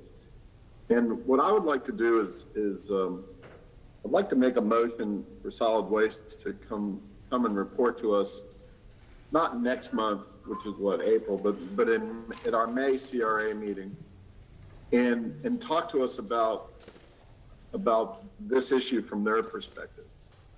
As we know, the facility at 34th Street is being rebuilt. They're actually planning on moving most of their headquarters and personnel out to 34th, and I'm sure a lot of procedures and policies will be changed. And one of the policies that I'd like us to look at is, and I know Mr. Citro is familiar with it, because we both have pickup trucks and probably haul our friends' trash out there. But one of the things I'd like us to look at is this issue of illegal dumping and what solid waste can do to help. And I would suggest that a possible, not total solution, but a possible way to mitigate this problem is that we somehow have a free, every month or so, a free day of dumping out there, no matter who you are, no matter whether or not you're a small business or whatever. Because I think what happens is a lot of these people who've got a pickup truck and they go empty out a rental apartment or whatever, and they want to save that $20, $30 that we're charging them down at the dump. And so, and I'm not saying it's wise or fair or nice or anything, but it's a reality. And I think instead of going down to 34th Street and paying that $20, $30, that instead they just find an empty lot nearby that apartment they just emptied out, and they just throw the stuff in there. And that's my observation. So perhaps on the receiving end, if we had some sort of, one Saturday a month where anybody could come down to the 34th Street and dump whatever they, one pickup truck load for free, or one, even a U-Haul load for free, maybe that would help the neighborhood. But I'd like to hear from solid waste, because we're going to pay one way or the other. We're going to pay whether or not we're losing money on the other end at 34th Street, or we're paying to pick it up and then haul it down to 34th Street. It's costing us money one way or the other. So maybe we can be a little smarter in that regard. Mr. Dingfeld, just a thought. My motion is to ask solid waste to come talk to us in May and see if they can work with us to come out with more of a holistic solution.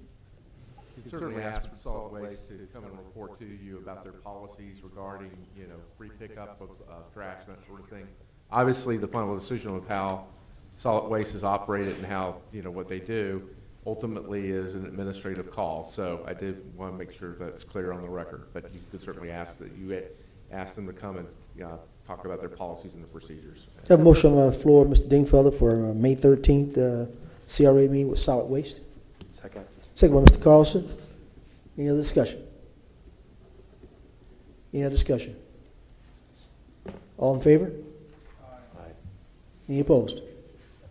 Motion carries. Thank you, Mr. Chairman. All right, let's move right along. Ms. Van Loan, who's next? Courtney, do we have you now? Can you hear me? Can you hear me? I think it's CCTV can turn the volume a little bit forward, maybe. Is she coming through softly? Ms. Orr, can you hear us? Can you hear me? All right, we have you. It's low, but we hear you.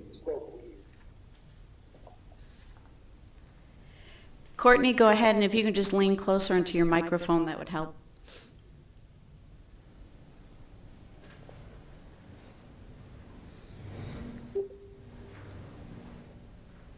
Can you hear me now? Yes, go ahead. Yes, go ahead. Okay, you can hear me. Yes, we can hear you. Yes, we can hear you. Okay, I apologize. I don't know what the technical difficulty was. Good morning, Courtney Orr, EBOR CRA Manager. To begin, I'll start with staff's direct CRA activities that included the facilitation by our staff to have EBOR CAC approvals and coordinated presentations of the EBOR South Development Conceptual Plans that we discussed earlier. That was presented by Daryl Shaw and a Cutler representative, and that was well received, and he's anxious to allow some broader community participation that we'll follow up with him on to see what that framework would look like. Art Space Tampa initiative presented as well. That would include some affordable housing options. So they're just speaking to us at this time. Tampa, I guess, has been a targeted area, and Ybor City seems to be spotlighted out of that in that effort. And then we did receive District 3 updates by Captain Brett Owen. Staff was asked to draft a support letter for FDOT and City Administration for the installation of a traffic signal, which you received. That was at 26th Street and Adamo Drive, with Lector 85 bringing in potentially 500 new residents into that area next to Coppertail Brewery. It's just a concern that we would like some safety addressed there with a installation of a traffic signal, hopefully in the near future. And the next four bullets, this body, the CRA, heard and approved at the February monthly meeting. Next slide, please. At the February EBOR CAC meeting, members were informed of the following items. The 24th, 26th Streetscape East EBOR Gateway project that finally is going to be able to take off in the summer timeframe, and hopefully completion by the very end of this year, beginning of next. The 7th Avenue Archway Light and Sidewalk Enhancement project is going to go before the Barrio Latino Commission for their public hearing on April 27th, and we're getting ready to do a large mailing to the community on that project for questions if anyone has any. And then the facade grant approval at 1403 East 5th Avenue. Thank you for that approval. And the construction of the East-West Green Spine Phase 3, we alerted the community about what the project entails and got the word out via a flash on it. We will be launching a 2021 EBOR resident and worker study survey that helps us to understand what the workers and the residents feel about EBOR, working and living there, and what their concerns are, so that better helps develop our work program. And then we've been alerting the community to the Tampa Moves Listen First virtual meetings. EBOR had its virtual meetings February 23rd, and so we made sure the community we're aware of that. Next slide, please.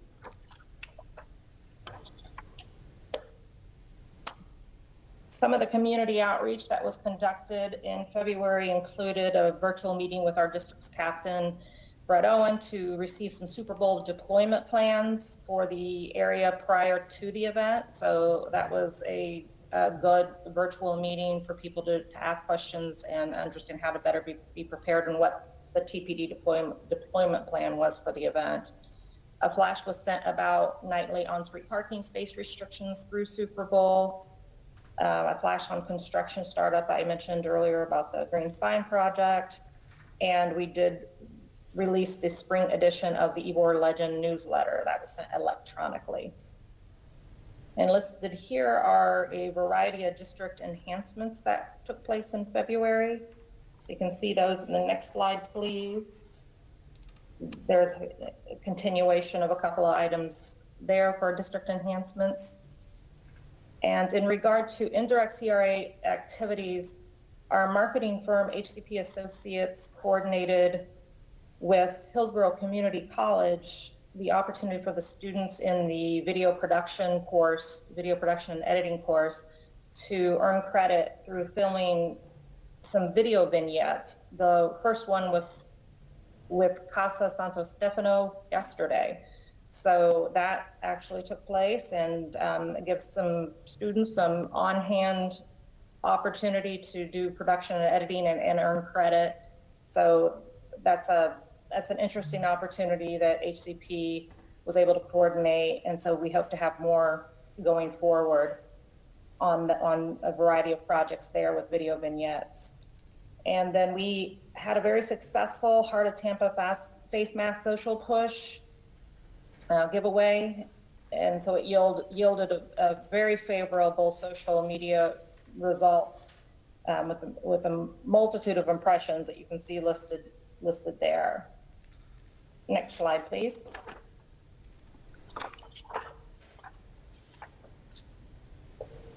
You may have seen that just a few days prior to Super Bowl, Berry House Beer Company was interviewed by Kelly Sanders of the Today Show, and just in a few days later after that, they actually hosted their 1-year anniversary celebration with a ribbon cutting.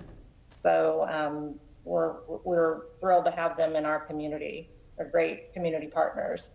They're actually proposing a cleanup day on April 24th, Earth Day, to help spruce up the district by picking up litter with volunteers in the district.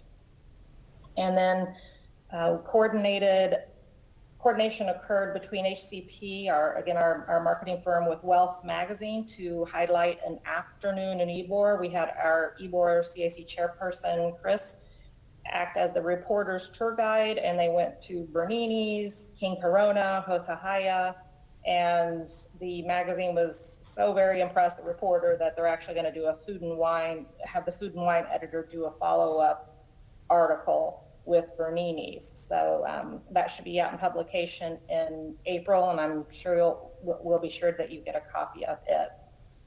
And then lastly, we had Snap House, located at 1318 East 7th Avenue. They hosted a grand opening ribbon cutting ceremony.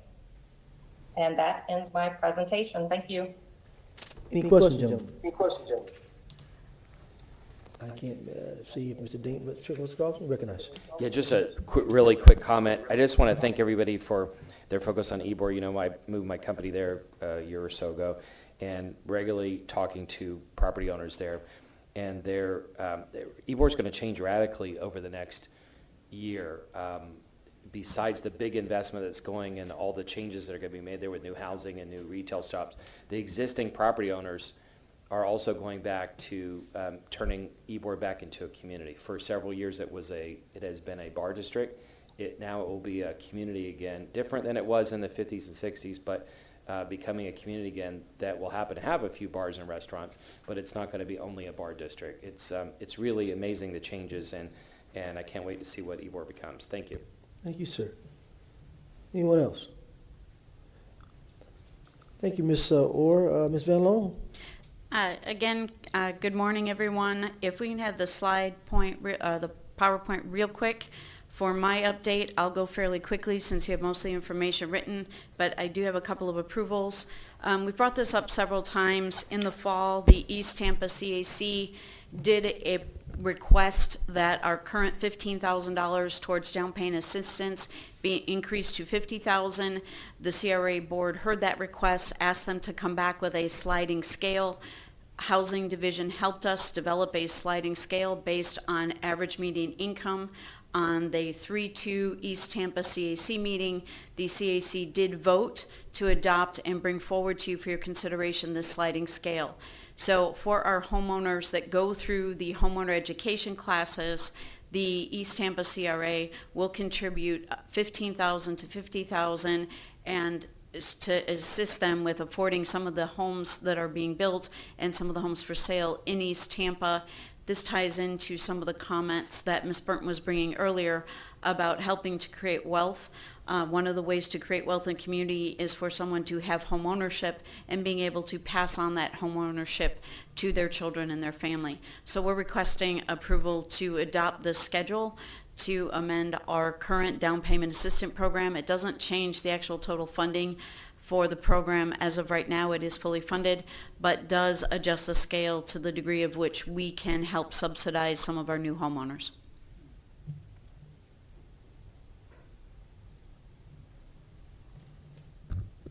Any questions, Joe? You need a motion, Ms. Van Loan? You want to, okay. Motion to receive and file, or no? Ms. Vaughn, what do you ask? You give me a report, because you have that on your item for 5, right? I mean, If I just had to have a motion to amend the program to adopt the sliding scale, that would be much appreciated. all right, thank you. Motion to amend the sliding scale, Mr. Chair. Move to Mr. Citro. Second. Second, Mr. Maniscalco. Any discussion? All in favor? Aye. Any opposed? Motion carries.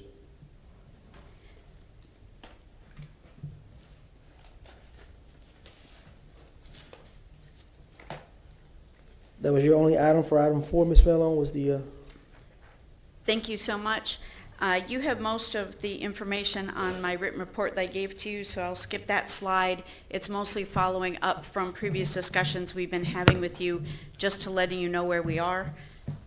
On this slide, we did have a resignation on the East Tampa CAC. You have the option of holding that vacancy, or if you like, we can come back in April with neighborhood associations for you all to recognize, and then we could, what I was suggesting and talked to our chair about is we'll take from that group of names of neighborhood associations, we will on TV have the chair draw a name from the hat and then ask that neighborhood association to designate their ex officio member that you could then approve at your May meeting. This would be the earliest we'd be able to do this, or you could hold off until the summer or wait until the fall. So we can bring that back to you. Additionally, just to continue the process, since there were some questions about this earlier, we currently would have 6 openings due to terms expiring on November 30th, and at that time you could bring on an additional 6 associations pending any other vacancies, and then on October 1st of 2022, when current members who are just elected, when their terms expire, we would then in the summer of 2022 have our at-large members elected through the partnership and the remainder of the ex officio members appointed. So this again is that potential format that we could look at to help include and widen the representation for the entire 8 square miles of East Tampa CRA. Lastly, Mr. Carlson had asked again for a CRA housing update. Due to time, I'm only going to update on East Tampa, and I'll come back with a more formal update.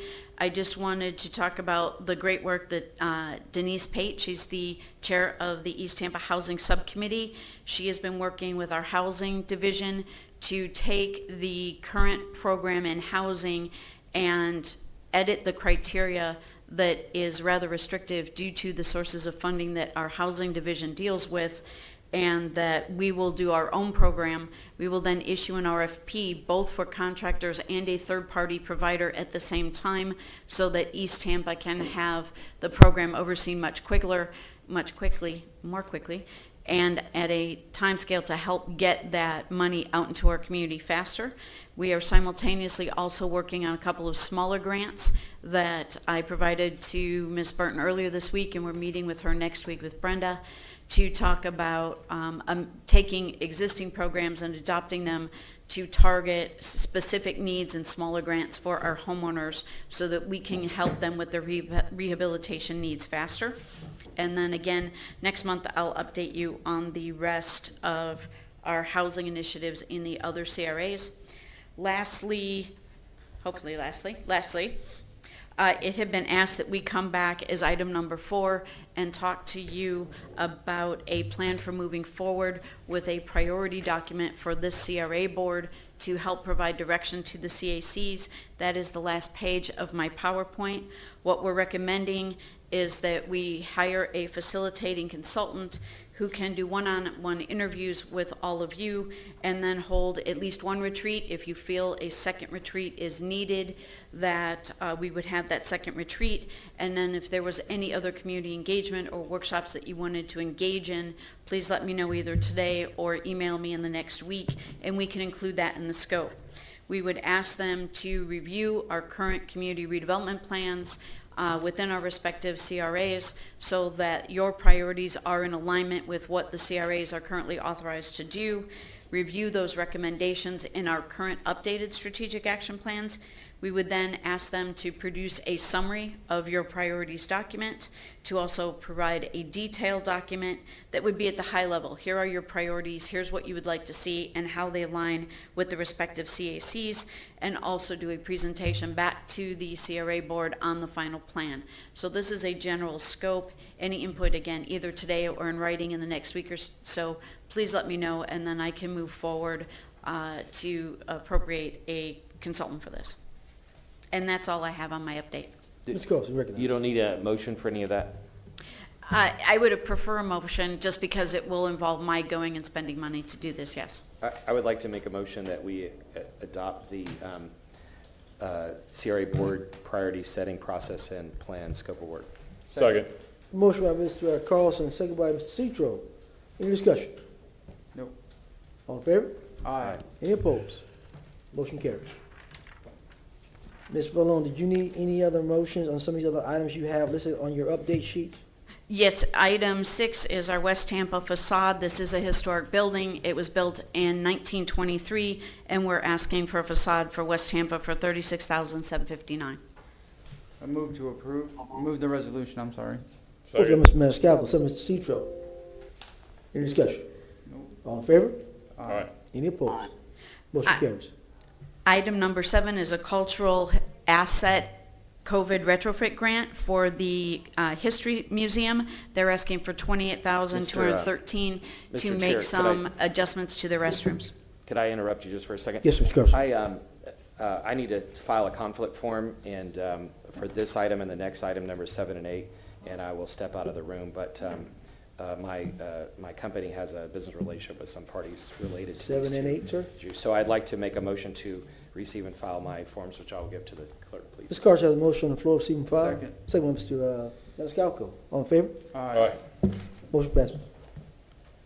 Item number 9 is, item number 8 is again a cultural asset COVID retrofit grant to the Art Museum in the amount of $529,925 coming out of the downtown CRA. This is for restrooms to open up their classrooms to be able to provide safe spacing for the kids, and renovations to the lobby and the interface areas between the ticketing and the visiting public. Move the resolution. Second. Ms. Maniscalco moved it. Ms. Citro seconded it. Any discussion? No. All in favor? Aye. Any opposed? Motion carries. Before we move on, I just want to make sure, did we move the prior resolution for the History Center? No, move the resolution Which is for item number 7. Second. Ms. Citro, Mr. Maniscalco moved the resolution. Ms. Citro seconded. Any discussion? All in favor? Aye. Any opposed? Motion carries. Sorry about that. We get a lot of echo here as you're voting. Items 11 through 15, I believe you can vote on as a block. These are the final appointments to our vacancies across our CACs. Move to approve items 11 through 15 for the Second. committee appointments. Motion to move items 11 through 15, Mr. Maniscalco, second by Mr. Citro. Any discussion? All in favor? Aye. Any opposed? Motion carries. And then before you move on, I did have one off the agenda item walk-on I believe that you all received. We made a facade grant to Mr. and Mrs. Ballard for their property on Martin Luther King Jr. Boulevard in 2019. In 2020, they had never expended the grant money that we had approved in 2019. In 2020, we increased that grant amount, and so we actually rescinded the original approval But what's happened is that we now have 2 restrictive covenants, there's 2 sets of liens on their property for 1 grant that's in effect. This document, this walk-on item would clarify that we're releasing the one related to the first approval, and only the second one still stands. And would ask for your approval of that resolution today. It was, I'm sorry, Mr. Chair, if I may. It is Excuse just to release the lien on the first Yes, sir. approval. Yes, sir. Mr. Chair, if you don't mind, I'll move for that. I'll Mr. second that. Second by Mr. Maniscalco. Any discussion? All in favor? Aye. Any opposed? Motion carries. Ms. Van Loan? That is all I have for the day. Thank you all so much. I'm just going back through your updates. Were there any motions you needed made in these updates you gave? No, I did not need any other motions. Thank you. All right, we'll go to new business. Mr. Vieira? None, sir. Citro? Quickly, I would like to extend the thanks to Ms. Brenda Thrower and the East Tampa CAC for inviting me on a wonderful walking tour of VM Ybor and parts thereabout. It was very informative. I saw a lot, and the community was out there speaking in full force, so I thank you for that. I also want to say break a leg to Tampa Theater, who is reopening in a smaller condensed form. I can't wait to hear the mighty Wurlitzer again. Thank you, Mr. Chair. Nothing more. Mr. Maniscalco? No, sir. Mr. Cost? No, sir. Mr. Dingfelder? Good meeting. Thank you, Mr. Chairman. Mr. Miranda? Can't hear you, sir. Done, sir. Thank you very much. Thank you.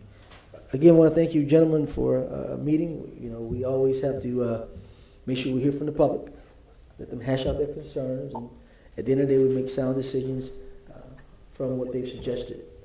Again, I want to thank you all, thank the community for their voice, and motion received and filed. So moved. Motion, Mr. Second. Second by Mr. Citro. All in favor? Aye. Any opposed? Nope. Motion carries. We're adjourned. Yes, sir.